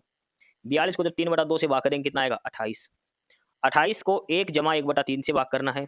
फिर 21 आएगा, 21 को 1 जमा 1/4 से भाग करेंगे तो 16.8 उत्तर आएगा हमारा। एक ये पैटर्न है, दोनों में से कोई भी पैटर्न आप समझ सकते हो, लगा सकते हो, आंसर सेम आएगा 16.8। आंसर सेम रहेगा हमारा, 16.8 ही उत्तर हमारा आएगा इसके अंदर। दोनों ट्रिक्स आप लगा सकते हो, जो मेथड आपको अच्छा लगे वो आप लगा सकते हो इसके अंदर। आगे है सवाल नंबर 67, और इसमें से विषम चुनना है, ओड वन आउट, जो इनमें से नहीं है वो आपको बताना है। स्वीट, सॉल्टी, बिटर और टेस्टलेस। देखो मीठा भी एक टेस्ट होता है, नमकीन भी और कड़वा भी, लेकिन स्वादहीन ये कोई टेस्ट नहीं होता। तो इसमें से अलग क्या आ जाएगा? ऑप्शन डी इसका अलग हो जाएगा। ऑप्शन डी जो दिया है इसमें, वो इसमें सबसे अलग हो जाएगा।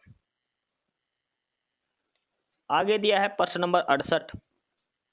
इसमें जो कुड लिखा है इसको लिख रखा है DEMPV, गेम को लिखा है BFHN, ट्रेन को लिखा है BJOSU, तो SHOULD को क्या लिखेंगे?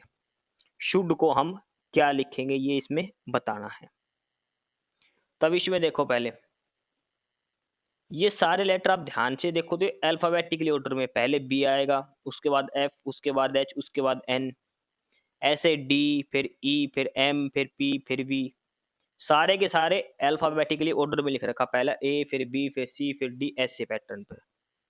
ठीक है, जैसे पहले बी आएगा, उसके बाद जे, जे के बाद ओ आता है, ओ के बाद एस, एस के बाद यू आता है, इस पैटर्न में है। अब ये पैटर्न बताना जरूरी क्यों है ये देखो। अब जैसे COULD है तो इसमें कुड से अगला सी का अगला डी, ओ का पी, यू का वी, एल का एम, डी का ई, ये 5 बन गए। अब इनको अल्फाबेटिकली ऑर्डर में लिखो, सबसे पहले डी आएगा, फिर ई आता है, फिर एम आता है, फिर पी आता है, फिर वी। ये ही इसने दिया है।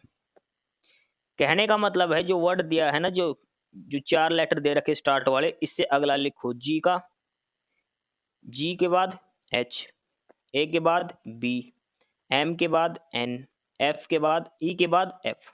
हो गया।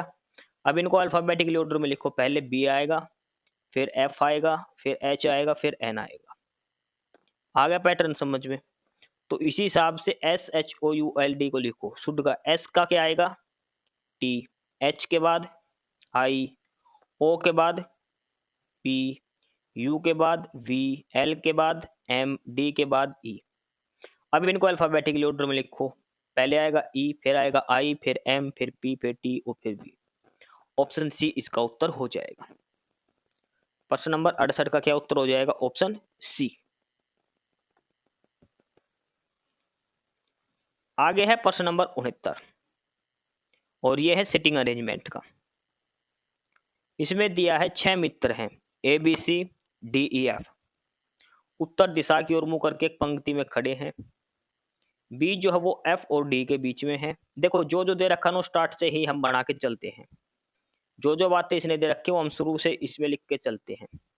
6 मित्र हैं तो 6 लाइन खींच लो यहाँ पे, 1 2 3 4 5 6। इसने कहा कि बी जो है वो एफ और डी के बीच में है, एफ फिर बी और फिर डी।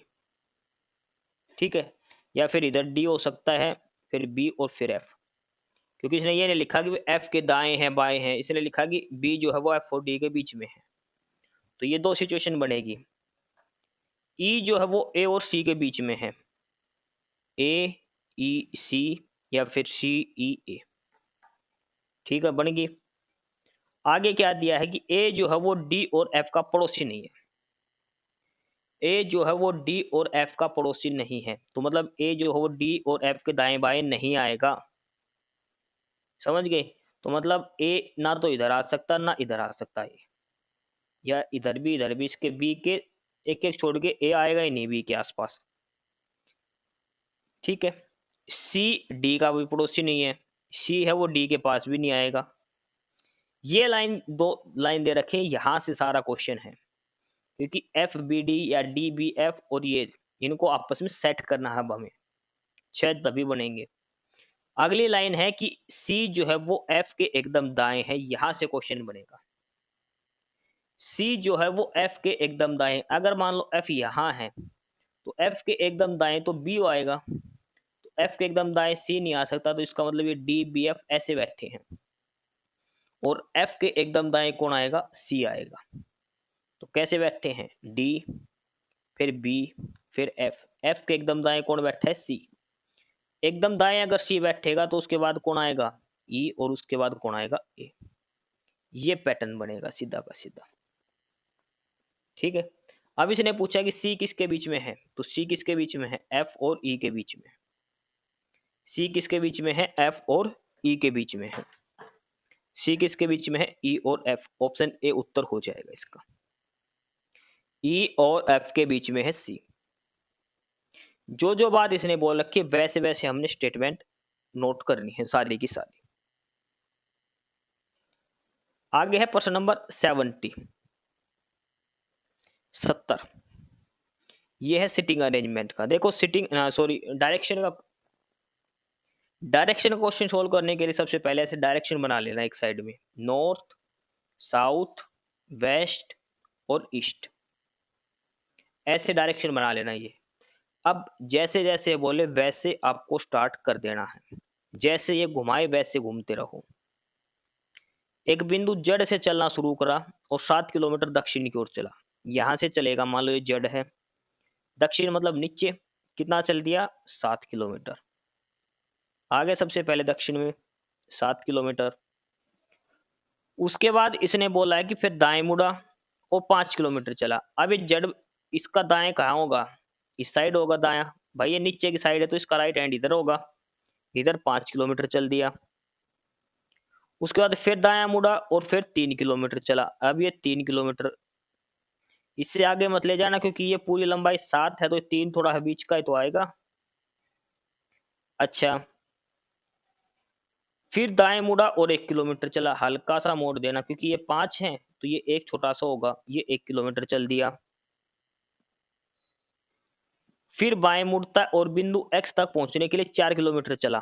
यहां से मुड़ के बाएं और 4 किलोमीटर चला तो ये इस पॉइंट के बिल्कुल सिद्ध में आएगा क्योंकि 3 यहां से चला था और 4 ये अब और चल दिया। ये भी टोटल 7 था इधर और ये भी टोटल 7 हो गया, तो ये जड़ के एकदम सामने आ जाएगा ये बिंदु जो अब यहां से चलकर पहुंचा है। तो जड़ तक पहुंचने के लिए अब कितनी दूर है और किस दिशा में चलेगा, तो जड़ तक पहुंचने के लिए देखो ये इधर 1 किलोमीटर तो चला था टोटल दूरी 5, तो कितनी दूरी रह गई 4 किलोमीटर की। जड़ तक पहुंचने के लिए इसको 4 किलोमीटर चलना पड़ेगा और जड़ इस साइड में है, इस साइड कौन सी है, पूर्व की साइड। तो जड़ तक पहुंचने के लिए इसको 4 किलोमीटर चलना पड़ेगा और वो भी ईस्ट डायरेक्शन के अंदर। 4 किलोमीटर चलना पड़ेगा और ईस्ट डायरेक्शन के अंदर, पूर्व दिशा की ओर 4 किलोमीटर इसको चलना पड़ेगा। डायरेक्शन वाले क्वेश्चन में आप बस ऐसे बना लेना, नॉर्थ, साउथ, वेस्ट, ईस्ट, फिर जो दे रखी है बात वहां से शुरू करो। ये पॉइंट जेड है, नीचे पहले साउथ में 7, फिर इधर 5, फिर इधर 3, फिर इधर 1, फिर इधर 4। तो अब ये देखो 3 इधर था, 4 और चल गया तो 7 हो गया, ये भी पूरी 7 दे रखी है। तो ये दूरी पूछी है, ये 1 कट गई, 5 थी टोटल तो ये 4 बच गई और इस साइड डायरेक्शन कौन सी हमारी, ईस्ट। ये सवाल सारा का सारा ऑप्शन बी इसका आंसर हो जाएगा, 4 किलोमीटर ईस्ट। आगे है सवाल नंबर 71, सीटिंग अरेंजमेंट का है ये भी। बच्चों की एक पंक्ति में निधि बाएं से 12वें नंबर पर, राधा दाएं से छठे नंबर पर है। देखो यहां से लेफ्ट साइड से अगर बात करें तो निधि जो है ये कौन से नंबर पर है, 12वें नंबर पर है। और इधर से राइट से बात करें तो यहाँ पर राधा है और ये कौन से नंबर पर है, छठे नंबर पर है। देखो ये लिख रहा है छठे नंबर पर, हो गया। जब राधा बाएं और 2 स्थान खिसकती है, राधा जो है वो अपने लेफ्ट साइड 2 स्थान और चलती है, यहाँ पे आ गई, कौन से नंबर पर आ गई, 8th नंबर पर। भाई ये राधा यहाँ पे तो है, इसके अपने बाएं चलेगी 2 नंबर तो 8वें नंबर पर आ जाएगी, पहले छठे नंबर पर थी। निधि 2 स्थान दाएं खिसकती है, ये 2 स्थान दाएं खिसके तो अब कौन से नंबर पर आ जाएगी, 14वें नंबर पर। तब राधा और निधि के बीच में 6 बच्चे हैं, ये 14वें नंबर पर है, ये 8वें नंबर पर, और बीच में कितने बच्चे हैं, 6। तो टोटल कितने बच्चे हो गए, 14 और 8 22, 22 और 6 28। तो टोटल बच्चे कितने क्लास के लाइन के अंदर, 28 बच्चे हैं। जो इसने कह रखा, पहले देखो, पहले जो निधि है ये 12वें नंबर पर थी, फिर 2 नंबर आगे सरक गई तो अब कितने नंबर पर आ जाएगी, 14वें नंबर पर। पहले ये राधा थी छठे नंबर पर, अब ये 2 नंबर आपने बाएं सरकेगी तो कौन से नंबर पर आ गई, 8वें नंबर पर। समझ गए। अब इन दोनों के बीच में 6 बच्चे और रह गए तो तीनों को जोड़ दो, 14 जमा 8 जमा 6 28। ऑप्शन ए उत्तर हो जाएगा इसका प्रश्न नंबर 71 का। अगला है 72 नंबर। 72 में ये 5 ऑप्शन चीज दे रखी है, डिजाइन, परीक्षण, संकल्पना, डेवलपमेंट और इम्प्लीमेंटेशन। कंसेप्चुअल एंड कल्पना करना, इम्प्लीमेंटेशन मतलब लागू करना। इस संकल्पना गलत दे रखा है इसका हिंदी में, ये इंग्लिश में देखो।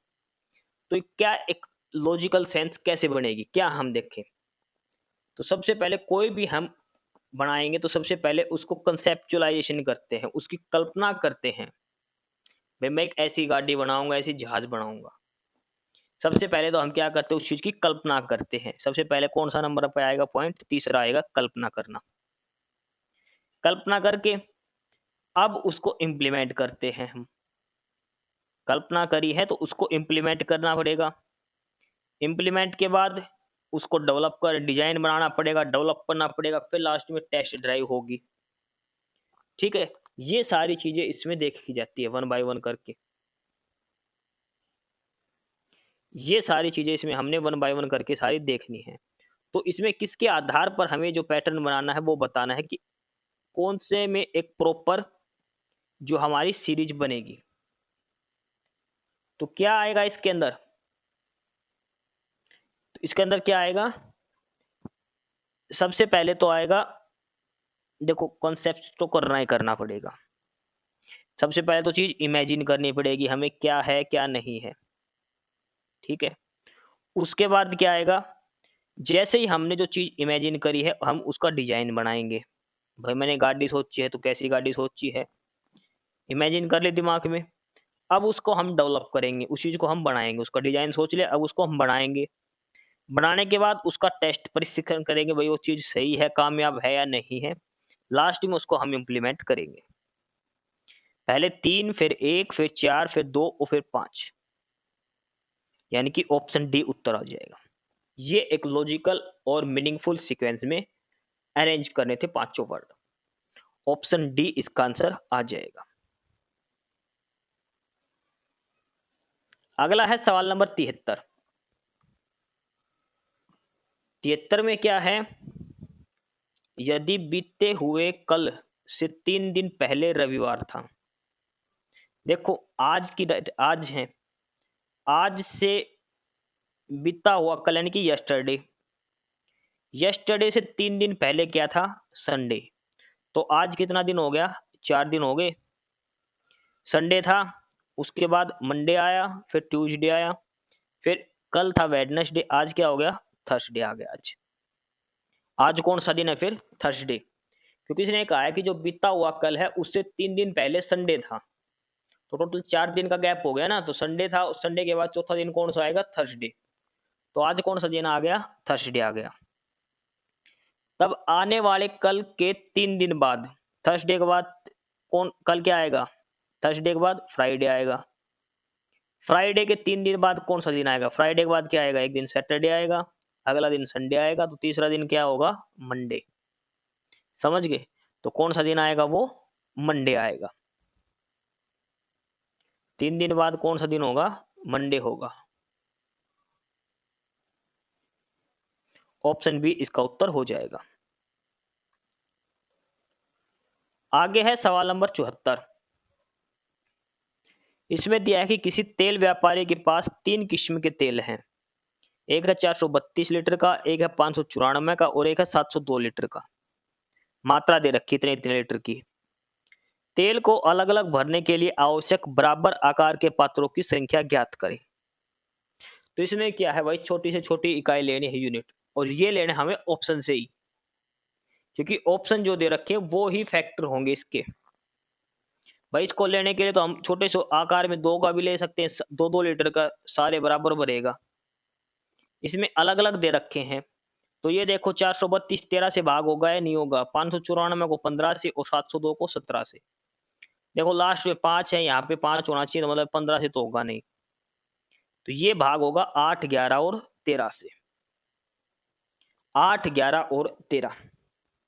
इस सवाल में कुछ नहीं है, ऑप्शन से काटते जाओ। पहली चीज ये, जो पहली वैल्यू हो 8, ये 432 कटना चाहिए इससे, 11 से 594 कटना चाहिए, 13 से 702 कटना चाहिए।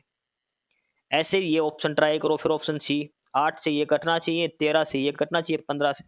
जिस ऑप्शन से तीनों संख्याएं तीनों से कट जाए वो उत्तर है। इसमें सिर्फ पहला का पहले से मिलाना, ये ध्यान रखना, 11 से नहीं काटना इसको, ना 13 से इसको काटना। जो पहले नंबर पर दे रखा हो पहली संख्या कटेगी, दूसरे नंबर वाली दूसरी संख्या काटेगी, तीसरे नंबर वाला तीसरी को। वो चेक करना है ऑप्शन रखकर। तो ऑप्शन बी उत्तर हो जाएगा 8, 11 और 13। देखो ये हमारे सारे सवाल थे रीजनिंग के। रीजनिंग के बाद सवाल नंबर 75 और यहां से अब हमारा क्या शुरू होता है मैथमेटिक्स। अब हम प्रश्न करेंगे मैथ के, गणित के सवाल करेंगे। क्लास की पीडीएफ के लिए आपको डिस्क्रिप्शन बॉक्स में टेलीग्राम चैनल का लिंक दिया मिलेगा। टेलीग्राम चैनल का लिंक क्या है, वो है नॉलेज हब 7900 करके। आपको टेलीग्राम चैनल ज्वाइन कर लेना है नॉलेज हब। बहुत सारा स्टडी मटेरियल वहां पर डाल रखा, बहुत सारी पीडीएफ वहां पर डाल रखी है। सवाल नंबर 75 जो गणित का पहला सवाल है, एक्स दे दिया, वाई दे दिया, हमें निकालना X square plus Y square. तो X square plus Y square का क्या फार्मूला है, सबसे पहले हम एक ही फार्मूला जानते हैं, ए प्लस बी का होल स्क्वायर क्या होता है, A square plus B square plus 2ab। अब हमारे पास एक्स की वैल्यू भी है, वाई भी है, और X square plus Y square ये हमें निकालना है। तो 2xy इधर प्लस का, ये इधर आके क्या हो जाएगा माइनस का, यानी क्या फार्मूला बनेगा हमारा, एक्स प्लस वाई का होल स्क्वायर माइनस 2xy, ये हमें निकालना है। ये किसके बराबर है, X square plus Y square के। तो एक्स प्लस वाई का होल स्क्वायर करेंगे तो 4 प्लस रूट 6, और इसमें जोड़ देंगे 4 माइनस रूट 6। तो ये रूट 6 से रूट 6 का क्या बचेगा 8। तो ये 8 किसकी वैल्यू आ गई, ये आ गई एक्स प्लस वाई की। एक्स प्लस वाई आ गया 8। अब निकालना है एक्स गुना वाई, 2xy। तो एक्स तो ये है और वाई है 4 माइनस रूट 6, इनकी गुणा करो। तो ये फार्मूला बन गया ना, ए प्लस बी इंटू में ए माइनस बी। तो क्या आएगा, ए स्क्वायर माइनस बी स्क्वायर। तो 4 का स्क्वायर माइनस अंडरूट 6 का स्क्वायर। 4 का स्क्वायर कितना होता है 16, और अंडरूट 6 का 6 ही रहेगा। 16 में से 6 गए तो कितना आ गए 10। ये किसकी वैल्यू आई है, एक्स गुना वाई की, लेकिन हमने लेना कितना था 2xy, तो इसको 2 से गुना करें तो कितना आ जाएगा 20 आएगा। आ गया 20। तो हमें X square plus Y square निकालना है। तो ये एक्स प्लस वाई कितना आया था 8, तो एक्स प्लस वाई का होल स्क्वायर माइनस 2xy, 2 गुना में xy कितना था 10, 8 8 64 माइनस 10 दूने 20, 64 में से 20 गए तो कितना बचे 44। सीधा सा फार्मूला लगाना है, ए प्लस बी का होल स्क्वायर, ए स्क्वायर जमा बी स्क्वायर जमा 2ab। ठीक है, आगे है सवाल नंबर 76। 2 साल पहले एक कस्बे की जनसंख्या थी 94,87,500। बड़े शहरों में प्रवास की कहानी है, प्रतिवर्ष 8% की दर से घटती जाती है। तो कस्बे की वर्तमान जनसंख्या क्या होगी। देखो पहले जनसंख्या कितनी थी 94,87,500। अब देखो ये क्या हो रही है, घट रही है। तो 8% का घटना मतलब कितने बच गई 92। अगले साल भी घटेगी तो कितने हो जाएगी 92/100। अगर ये बढ़ती तो यहाँ पर कितना लेता, देखो लॉस हो या कोई चीज कम हो तो 100 माइनस करते हैं, प्रॉफिट हो या कुछ इंक्रीज हो रहा तो 100 प्लस में लेते हैं। अगर ये 8% बढ़ती तो यहाँ पर 108 लेते हैं हम 100 में जोड़ के। ये घट रही है तो कितना बचेगा 92 बचेगा। तो गुणा 92 गुणा 92/100, तो ये कितना बचेगा 80,30,220। ये हमारा उत्तर आ जाएगा। सीधा सीधा क्या करना है, 94,87,500 को 92/100 गुणा में 92/100, 2 जीरो से 2 जीरो कट जाएगी, ये सारा 25 से कट जाएगा, फिर आपस में काट के ये ऑप्शन ए उत्तर आ जाएगा। उसके बाद आगे है सवाल नंबर 77, गणित का 77 नंबर सवाल है ये। 2 पात्रों में दूध और पानी का मिश्रण है, एक में तो है 3:2 में और दूसरे पात्र में है 6:5 में। इन मिश्रणों को किस अनुपात में मिलाया जाएगा ताकि अंतिम मिश्रण में दूध और पानी 4:3 हो। तो इसके लिए सबसे बेस्ट मेथड क्या है, एलिगेशन। अब इसमें एलिगेशन लगाना है तो दूध पर लगा दो या पानी पर। दूध पे लगाएंगे 3:2 का मतलब दूध कितना है 3, टोटल 5 है। 6:5 का दूध कितना है 6, टोटल कितना है 11। 4:3 का मतलब दूध 4 है, टोटल कितना है 7। अब एलिगेशन लगाओ इसमें सीक्वेंस से। तो 3/5 एक साइड में आएगा, दूसरी साइड आएगा 6/11 और बीच में कितना आएगा 4/7। ये आपस में घटा दो। तो इसमें से जब ये घटाएंगे तो ये कितना बचेगा, देखो 3/5 में से 4/7 गए तो 1/4 7 5 35, 1/35 बचेगा। और 4/7 में से 6/11 गया तो 44 में से 88 घटा दो भाई, 11 चौक 44, 6 7 28, 6 7 42, 2/77 बचेगा। क्रॉस मल्टीप्लाई करेंगे तो इधर कितना आएगा 70 और इधर कितना आएगा 77। 7 से काटोगे तो 10:11। चाहे आप इनको बराबर कर लो, ये टोटल 5 है, ये 11, ये 7 है, इनको टोटल बराबर कर लो पहले, उसके बाद आप चाहे सीधे निकाल सकते हो। आगे है सवाल नंबर 78। 52 पत्तों के ताश में 3 पत्ते निकाले जाते हैं। इन पत्तों में से एक राजा, एक रानी और एक गुलाम होने की प्रायिकता ज्ञात करें। ये सवाल जो है ये लगेगा कॉम्बिनेशन का, एनसीआर। एनसीआर एनसीआर का फार्मूला क्या होता है, एन फैक्टोरियल अपॉन में आर फैक्टोरियल गुणा में N minus R factorial. Factorial का मतलब क्या है भाई, जैसे 10 का फैक्टोरियल है तो इसका मतलब है 10 से लेकर 1 तक की गुणा। 100 फैक्टोरियल है तो 100, 1 से लेकर 100 तक की गुणा। 1000 फैक्टोरियल है तो 1 से लेकर 1000 तक की गुणा। तो इसमें चार देखो, राजा भी 4 होते हैं, राणे भी और गुलाम भी। तो 4 राजा में से कोई एक हो सकता है, गुणा 4 रानी में से कोई एक हो सकती है, 4 जो गुलाम है उनमें से कोई एक हो सकता है। टोटल पत्ते कितने हैं 52। 52 में से कोई भी 3 पत्ते हम निकाल सकते हैं, 52C3। ये इसमें लगेगा सारा का सारा फार्मूला। 4C1 का मतलब क्या होता है, 4 फैक्टोरियल अपॉन में 1 फैक्टोरियल इंटू 4 माइनस 1 करेंगे तो 3 फैक्टोरियल। तो 4C1 को जब हम सोल्व करेंगे तो ये क्या आएगा 4 फैक्टोरियल बट्टे में 1 फैक्टोरियल गुणा में 3 फैक्टोरियल। 4 फैक्टोरियल जब खोल लेंगे तो क्या आएगा 4 गुणा में 3 फैक्टोरियल, तो 3 फैक्टोरियल से 3 कट जाएगा, तो 4C1 का मतलब 4 रहेगा। ठीक है, तो ऊपर तो आएगा 3 बार 4। अब नीचे देखो, नीचे था 52C3, यानी कि 52 में से कोई भी 3, तो ऊपर आएगा 52 फैक्टोरियल, नीचे आएगा 52C3R, यानी कि 3 का फैक्टोरियल गुणा में 52 में से 3 गया तो 49 का फैक्टोरियल। अब 52 फैक्टोरियल को हम कैसे लिख सकते हैं, 52 51 50 गुणा में 49 का फैक्टोरियल। 49 फैक्टोरियल से 49 फैक्टोरियल कटेगा। 3 फैक्टोरियल कितना होता है, 3 गुणा में 2 हो गया फैक्टोरियल। 3 से काट दो, 3 से काटेंगे तो 17 थी 51, ये 2 से काटेंगे तो कितना आ जाएगा 25। तो ऊपर तो क्या था 3 4 आएंगे, 4 गुणा 4 गुणा 4, नीचे क्या आएगा 52 गुणा में 17 गुणा में 25।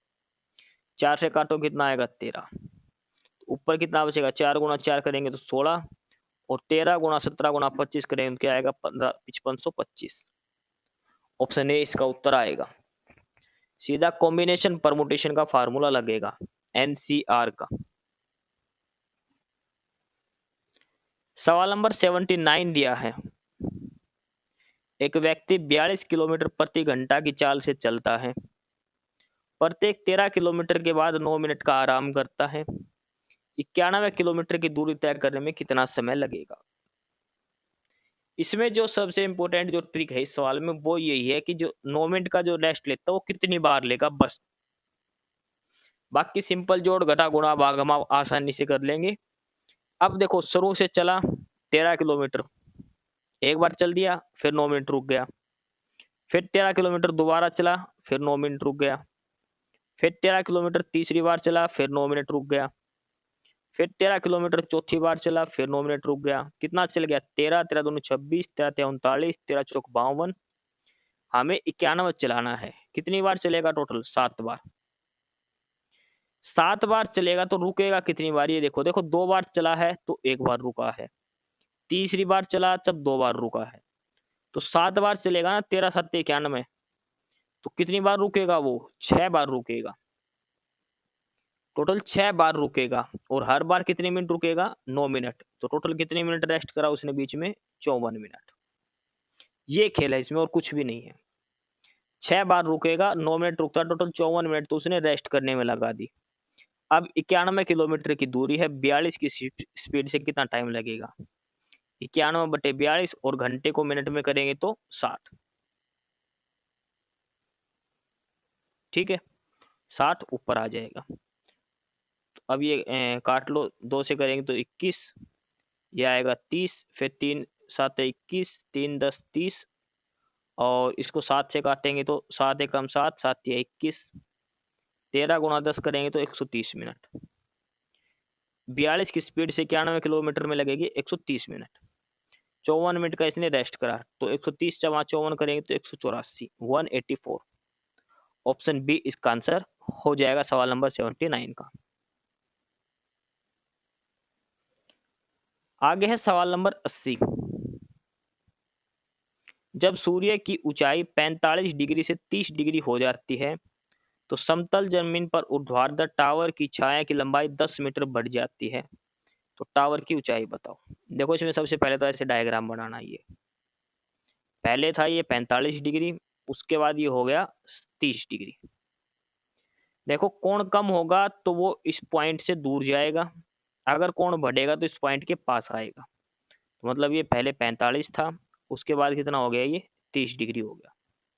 ये ए पॉइंट मान लिया, ये बी मान लिया, ये सी मान लिया, ये डी मान लिया। ठीक है, सी से डी का मान दे रखा 10 मीटर, ये 10 मीटर इसकी परछाई बढ़ गई। पहले परछाई इसकी कितनी थी, अब इसकी परछाई बी से डी तक हो गई और बढ़ गई कितनी, 10 मीटर बढ़ गई।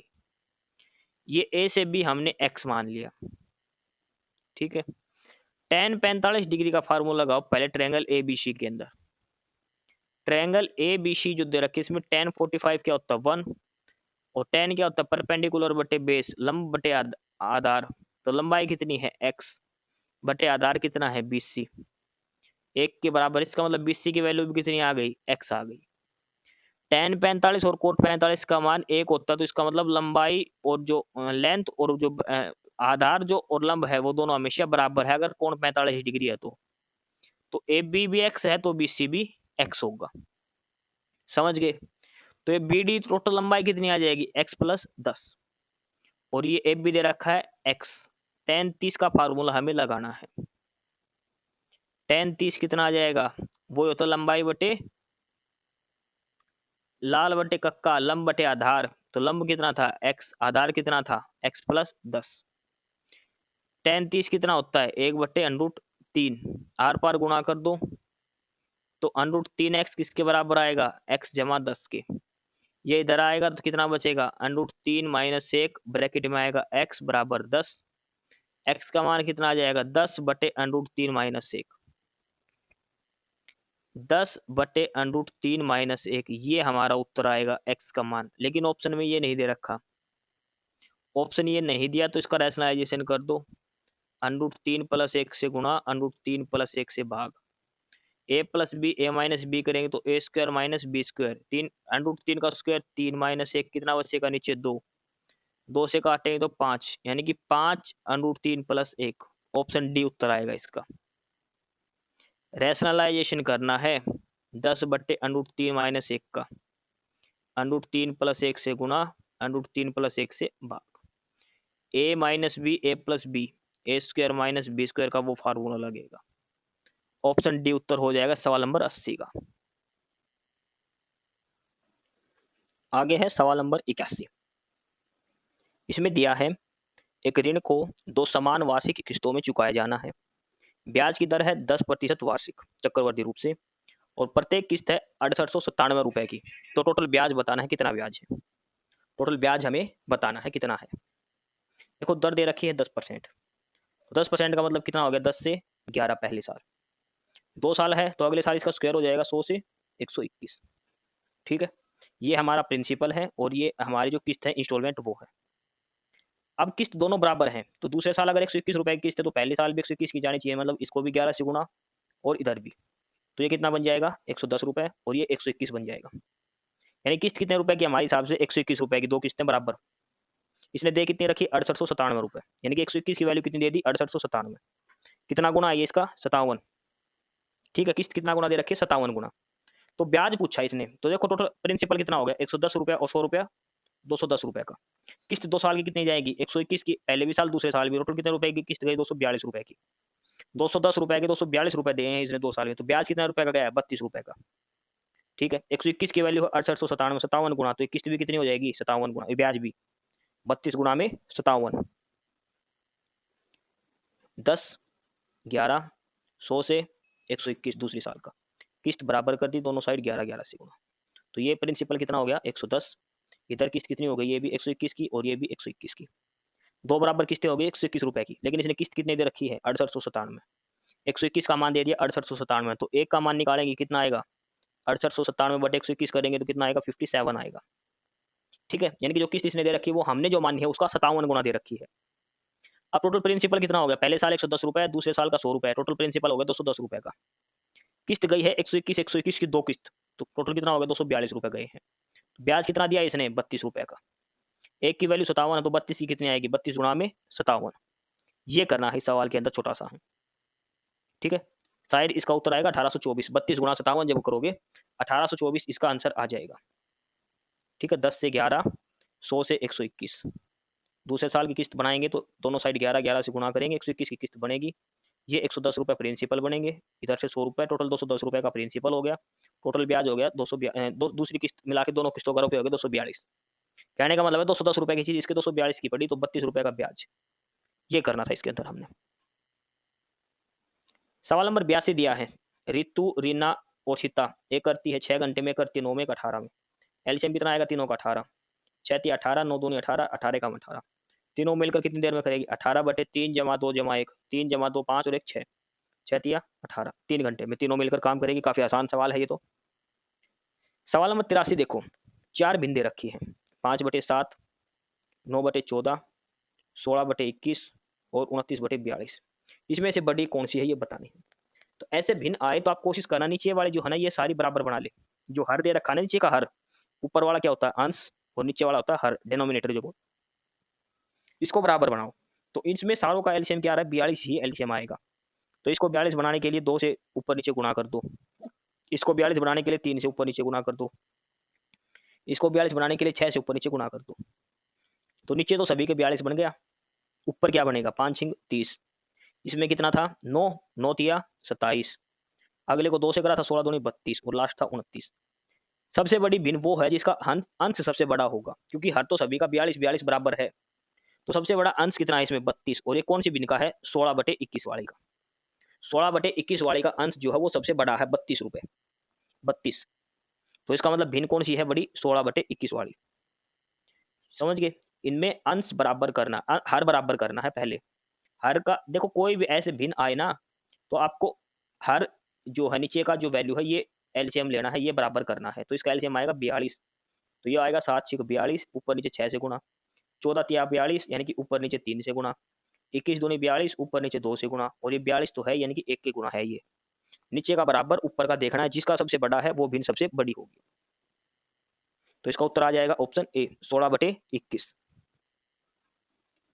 आगे है सवाल नंबर 84, 1 दर्जन केले बेचने पर एक लड़के को 4 केलों के विक्रय मूल्य के बराबर लाभ होता है, तो उसका लाभ प्रतिशत बताओ। 4 केलों के विक्रय मूल्य के बराबर लाभ होता है तो उसका लाभ प्रतिशत पूछा गया है कि लाभ प्रतिशत क्या होगा। ठीक है, लाभ प्रतिशत हमें इसमें बताना है। तो देखो इसको क्या सोल्व करेंगे। लाभ हमेशा होगा भाई, अगर प्रॉफिट हो रहा है तो इसका मतलब सेलिंग प्राइस ज़्यादा है, कॉस्ट प्राइस कम है। सस्ती में खरीद के महंगे में बेचेंगे तभी लाभ होगा। तो लाभ कैसे निकालते हैं, selling price minus cost price. 1 दर्जन में केले कितने होते हैं 12, 12 केलों का सेलिंग प्राइस माइनस 12 केलों का कॉस्ट प्राइस किसके बराबर आ गया 4 केलों के विक्रय मूल्य के, यानी कि 4 केलों के सेलिंग प्राइस के बराबर है। ये इसके अंदर दिया है। ऐसे सवालों में कोई डायरेक्ट शॉर्टकट के चक्कर में मत पड़ना, जो बात इसने दे रखी है वो बात बस आप लिख दो। 12 केले बेचे थे ना, तो 12 का एसपी माइनस 12 का सीपी बराबर 4 के एसपी के बराबर है। एसपी एक साइड कर दो, सीपी एक, तो 12 एसपी और 4 इधर आके माइनस हो जाए, कितना बचेगा 8 एसपी बराबर 12 सीपी। सीपी बाई एसपी का वैल्यू निकालेंगे हम, सीपी बाई एसपी नीचे आ जाएगा, सीपी इधर, तो ये आएगा 8/12, यानी कॉस्ट प्राइस 8 रुपए थी, सेलिंग प्राइस 12 रुपए थी। लाभ कितने का हो गया, ये मान लो 8 रुपए की चीज 12 में बेच दी, कितने का लाभ हो गया 4 का। 4 का लाभ हमेशा क्रय मूल्य पे होगा, तो 4/8 गुणा में 100, 1/2 यानी कि 50%। लाभ हानि जो भी निकाले हमेशा क्रय मूल्य पर निकलता है, तो 4/8 यानी कि 1/2 यानी कि 50%। टोटल कितना प्रॉफिट परसेंट हुआ है 50% का। सवाल नंबर 85 देखो, मोस्ट इंपोर्टेंट क्वेश्चन है ये, बहुत सारे पेपर के अंदर आया है ये। इसने पूछा कि एक त्रिभुज की 2 भुजा है, एक है 5 और एक 7, तो तीसरी भुजा क्या हो सकती है। दो साइड दे रखे, एक तो 5 सेंटीमीटर, एक 7 सेंटीमीटर, तीसरी भुजा की लंबाई बताओ। तो त्रिभुज की तीनों साइड में ध्यान रखना, किन्हीं भी दो भुजाओं का योग हमेशा तीसरी भुजा से ज्यादा होता है या बराबर। तीसरी भुजा से ज्यादा, बराबर नहीं, ज्यादा आएगा। भाई 3 भुजा दे रखी है, तो इसमें ए जमा बी करेंगे तो वो हमेशा ग्रेटर देन आएगा सी से। बी जमा सी करेंगे तो वो हमेशा ए से बड़ा आएगा। ए जमा सी करेंगे तो हमेशा बी आएगा, बी से बड़ा आएगा। त्रिभुज की किन्हीं भी दो भुजाओं का जोड़ तीसरी भुजा से हमेशा फालतू मिलेगा, ज्यादा मिलेगा। तो दो भुजा दे रखी है, एक 7 और एक 5, तो तीसरी भुजा इन दोनों भुजाओं के अंतर से 7 - 5, इससे तो बड़ा मिलेगा। और छोटा किससे मिलेगा? इन दोनों के जोड़ से, 7 + 5 से। समझ गए? तो मतलब ये है 2 और 12 के बीच में मिलेगी, ऑप्शन डी उत्तर आएगा। जो दो भुजा दे रखी है उनके अंतर प्लस उनके जोड़ के बीच का संख्या मिलेगी तीसरी भुजा, तो ऑप्शन डी इसका उत्तर आ जाएगा। ठीक है, देखो गणित हमारा यहाँ पर पूरा हो गया। 15-16% हमने अब गणित के करे थे इसमें लगातार। अब इसके बाद क्लास की पीडीएफ अगर आपको चाहिए तो डिस्क्रिप्शन बॉक्स में टेलीग्राम चैनल का लिंक दिया है, नॉलेज हब 7900 करके। आप ये टेलीग्राम चैनल जरूर ज्वाइन कर ले। अब हम करेंगे इंग्लिश के, लगभग 8-10% हम इंग्लिश के करेंगे, 10 से 12%। पहला प्रश्न है, इसमें ग्रामेटिकल एरर बताना है, किस पार्ट के अंदर एरर है। Economic growth is sustainable only if all countries has food security. तो इसमें छोटा सा अंतर है। क्या अंतर है? देखो ऑल कंट्रीज, ये क्या है? प्लूरल है, तो प्लूरल के साथ हैज नहीं आएगा, क्या आएगा? हैव आएगा। हैज आता है सिंगुलर के साथ, यहाँ पे क्या आएगा? हैव आएगा। तो एरर किस में है? पार्ट डी के अंदर एरर है, हैज की जगह क्या आएगा? हैव आएगा। आगे है क्वेश्चन नंबर 87, ये फिल इन द ब्लैंक यहाँ पे बताना है क्या आएगा। Municipal corporation have started to take blank of the problem of waste management. तो इसमें क्या आएगा? परसेप्शन, कोग्निजेंस, नॉलेज और अटेंशन। तो यहाँ पर आएगा कोग्निजेंस, ऑप्शन बी इसका आंसर हो जाए क्वेश्चन नंबर 87 का। इसके बाद आगे है question number 88, fill in the blank का ही है। Technology can be blank and people seem to be more attached to screen than ever before. तो यहाँ पर क्या आएगा इन ऑप्शंस में से? तो स्क्रीन, देखो टेक्नोलॉजी के लोग क्या हो चुके हैं? एडिक्टिव हो चुके हैं, आदी हो चुके हैं, इसलिए वो स्क्रीन पर ज्यादा चिपके रहते हैं पहले की बजाय। ऑप्शन ए इसका आंसर आ जाएगा। क्वेश्चन नंबर 89 है और इसमें आपको ग्रामेटिकल एरर बताना है। ग्रामेटिकल एरर जब बताओ ऑप्शन से देख के बताओ। जहां जहां पर ये वर्ड दे रखे हैं, knocking down, swept away road, home and bridge, wind of up to, यहां पर देख के आपको बताना है। देखो torrential rains and winds of up to 170 kilometre per hour. देखो जो तूफानी बारिश और हवाएं थी अप टू 170 किलोमीटर, तो यहाँ पर ऑफ और अप टू बिल्कुल सही है। Winds of up to 170 kilometre per hour, swept away roads, swept away roads, homes and bridges, homes and bridges भी सही है। स्वेप्ट अवे रोड, रोड को मतलब मकान वगैरह सबको बहा ले गए। And knocking down power and communication, knocking down नहीं आएगा, यहाँ पर आएगा knocked down. Knocked down second form आएगी नॉक की, knocked KED, knocked down, knocking down नहीं आएगा यहाँ पर। तो ये ऑप्शन ए वाला इसके अंदर एरर हो जाएगा, नॉकिंग डाउन की जगह आएगा नॉक्ड डाउन। ठीक है, क्योंकि यहाँ पर स्वेप्ट, स्वीप की सेकंड फॉर्म है स्वेप्ट, पास्ट में बात हो रही है, पास्ट इंडेफिनेट, तो यहाँ भी पास्ट आएगा।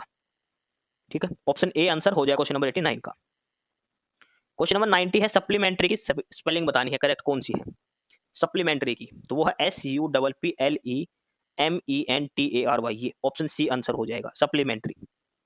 ऑप्शन सी इसका आंसर हो जाएगा क्वेश्चन नंबर 90। क्वेश्चन नंबर 91 है, do you know where blank library is. Article fill up करना, ए एन और द। डू यू नो, क्या आप जानते हो, वेयर खालिस्तान लाइब्रेरी इज, तो क्या आएगा? वेयर द लाइब्रेरी इज, ये किसी स्पेसिफिक लाइब्रेरी के पूछना। ठीक है, तो ऑप्शन सी इसका आंसर आ जाएगा द। 92 है, आपको सिनोनियम बताना है इनएविटेबल का। इनएविटेबल का आपको सिनोनियम बताना है, तो इसका सिनोनियम क्या होता है? अनडिनाइएबल, जिसको टाला ना जा सके, जिसे बचा ना जा सके, तो होता है अनडिनाइएबल। इनएविटेबल, जिसे बचा ना जा सके, जिसको ना टाला जाए। अनडिनाइएबल, जिसको मना ना किया जाए। एस्केपेबल जो दे रखा है, ये इसका एंटोनियम है, ये इसका एंटोनियम दिया है। 93 है, एंटोनियम बताना है एजाइल का।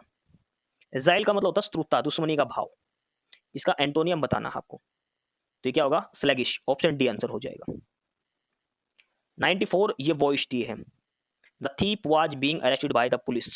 पेशिव वॉइस है, इसको एक्टिव वॉइस में बनाना है। देखो वाज बीइंग है, वाज के साथ बीइंग है तो इसका मतलब सेंटेंस के अंदर क्या लगा है, वाज हेल्पिंग वर्ब आएगी। इतना सा देखना है। वाज इसमें भी नहीं है, इसमें भी नहीं, इसमें भी क्या आएगा, ऑप्शन डी।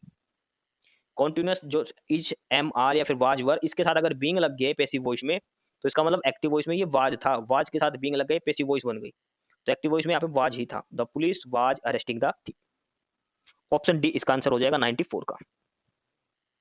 95 जो लास्ट पर्सन है इंग्लिश का, what is the fear of close space, बंद जगह का फियर के क्या बोलते हैं, तो उसको बोलते हैं claustrophobia. Claustrophobia option D answer हो जाएगा भाई, अकेला किसी बंद जगह से जिसको डर लगे उसको बोलते हैं क्लेस्ट्रोफोबिया। ये हमारे पर्सन थे 10 से 11% इंग्लिश के। इंग्लिश हमने यहाँ तक कर ली है।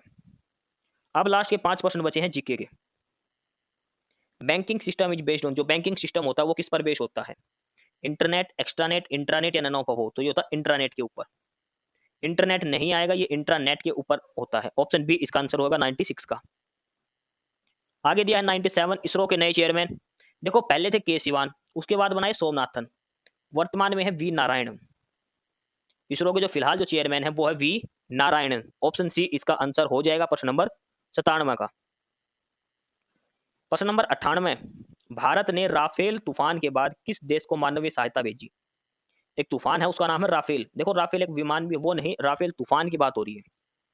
तो किस देश में सहायता भेजी है, मालदीव, क्यूबा, यूक्रेन या फिर चेकोस्लोवाकिया, तो ये भेजी है क्यूबा के अंदर। कब की बात है ये, जनवरी 2025 की। जनवरी 2025 में तूफान आया था, एक साइक्लोन आया था राफेल नाम से, क्यूबा देश के अंदर। ऑप्शन बी उत्तर है। प्रश्न नंबर 99 है, हाल ही में हरियाणा के किस जिले में मुख्यमंत्री श्री नायब सिंह सैनी ने कैंसर मैमोग्राफी बस एवं मशीनिंग सेंटर, कैंसर मैमोग्राफी बस एंड मशीनिंग सेंटर का उद्घाटन किया है। कहां पर उद्घाटन किया है, ये किया है रोहतक के अंदर। कहां की ओपनिंग, रोहतक डिस्ट्रिक्ट के अंदर। ऑप्शन बी आंसर हो जाएगा। आखिरी है प्रश्न नंबर 100, भारत का पहला निजी सुपरसोनिक रैमजेट इंजन तेज किसने लॉन्च किया। फर्स्ट प्राइवेट है ये, ध्यान रखना प्राइवेट। सुपरसोनिक रैमजेट इंजन तेज किसने लॉन्च किया है। देखो प्राइवेट बनेगा तो डीआरडीओ तो बनाने से रही ना, इसरो बनाएगी। ये बना है हाइप्रिक्स ने, हाइप्रिक्स ने इसको बनाया है। ऑप्शन सी इसका आंसर हो जाएगा क्वेश्चन नंबर 100 का। तो ये हमारे 100% है हरियाणा सीईटी एग्जाम का जो प्रैक्टिस सेट हम करने लग रहे हैं, ग्रुप डी के लिए भी और सीईटी मेंस के लिए भी। 100% हमने करे हैं, GK, Haryana GK, Hindi, English, mathematics, reasoning, rural marketing का, इंश्योरेंस वगैरह सारे पर्सन मिलाकर, जनरल साइंस के पर्सन में 100% हमने करे हैं। सभी पर्सन का डिटेल में सॉल्यूशन आपको बताया है। फिर भी अगर आपको डाउट हो, कुछ सवाल समझ में नहीं आया हो, किसी पर्सन पर कुछ पूछना हो, तो आप कमेंट बॉक्स में पूछ सकते हो, या फिर टेलीग्राम चैनल जो लिंक दिया है नीचे नॉलेज हब 7900 करके, आप टेलीग्राम चैनल ज्वाइन करो और वहां पर आप मैसेज कर सकते हैं, वहां पर आप पूछ सकते हैं अगर आप कोई भी समस्या है तो। 100 के 100% कराए हैं। अगर आपका रिस्पॉन्स आज की क्लास को लेकर पॉजिटिव रहता है तो आगे क्लास कंटिन्यू करवाई जाएगी, नए नए प्रैक्टिस सेट आपसे करवाए जाएंगे ताकि आपकी तैयारी होती रहे सीईटी एग्जाम के लिए, खासकर ग्रुप डी के लिए भी और मेंस के लिए भी। पहली बार क्लास देख रहे हैं तो साइल अपडेट्स को सब्सक्राइब कर लेना, और ये टेलीग्राम चैनल का लिंक है, आपको टेलीग्राम चैनल जरूर ज्वाइन करना है। इस क्लास की भी पीडीएफ मिलेगी और भी स्टडी मटेरियल आपको यहाँ पर मिलेगा। अगली क्लास में मिलेंगे अगले प्रैक्टिस के सेट के साथ। एस्पिरेंट्स यही था आज की इस वीडियो में आपके लिए, ठीक है। और बाकी अगर कुछ नहीं समझ में आया या कुछ पूछना हो या फिर किसी स्पेसिफिक टॉपिक पे पूछना हो, वीडियो बनवानी हो, तो आप कमेंट बॉक्स में कमेंट कर सकते हैं, ठीक है। बाकी आप हमारा चैनल नॉलेज हब को सब्सक्राइब जरूर करें, अपने फ्रेंड्स को रिकमेंड करें और वीडियो को लाइक करें, शेयर करिए, जुड़े रहिए हमारे साथ। मिलते रहेंगे आपके साथ रोज़ रोज़ नए कंटेंट के साथ, नई अपडेट्स के साथ, ठीक है। और चैनल को शेयर जरूर करें अपने फ्रेंड्स के साथ। एक बार फिर से जो एस्पिरेंट्स जो कैंडिडेट्स नए हैं वो चैनल को सब्सक्राइब जरूर करें अपने चैनल नॉलेज हब, ठीक है। मिलते हैं नई अपडेट्स के साथ, तब तक के लिए बाय।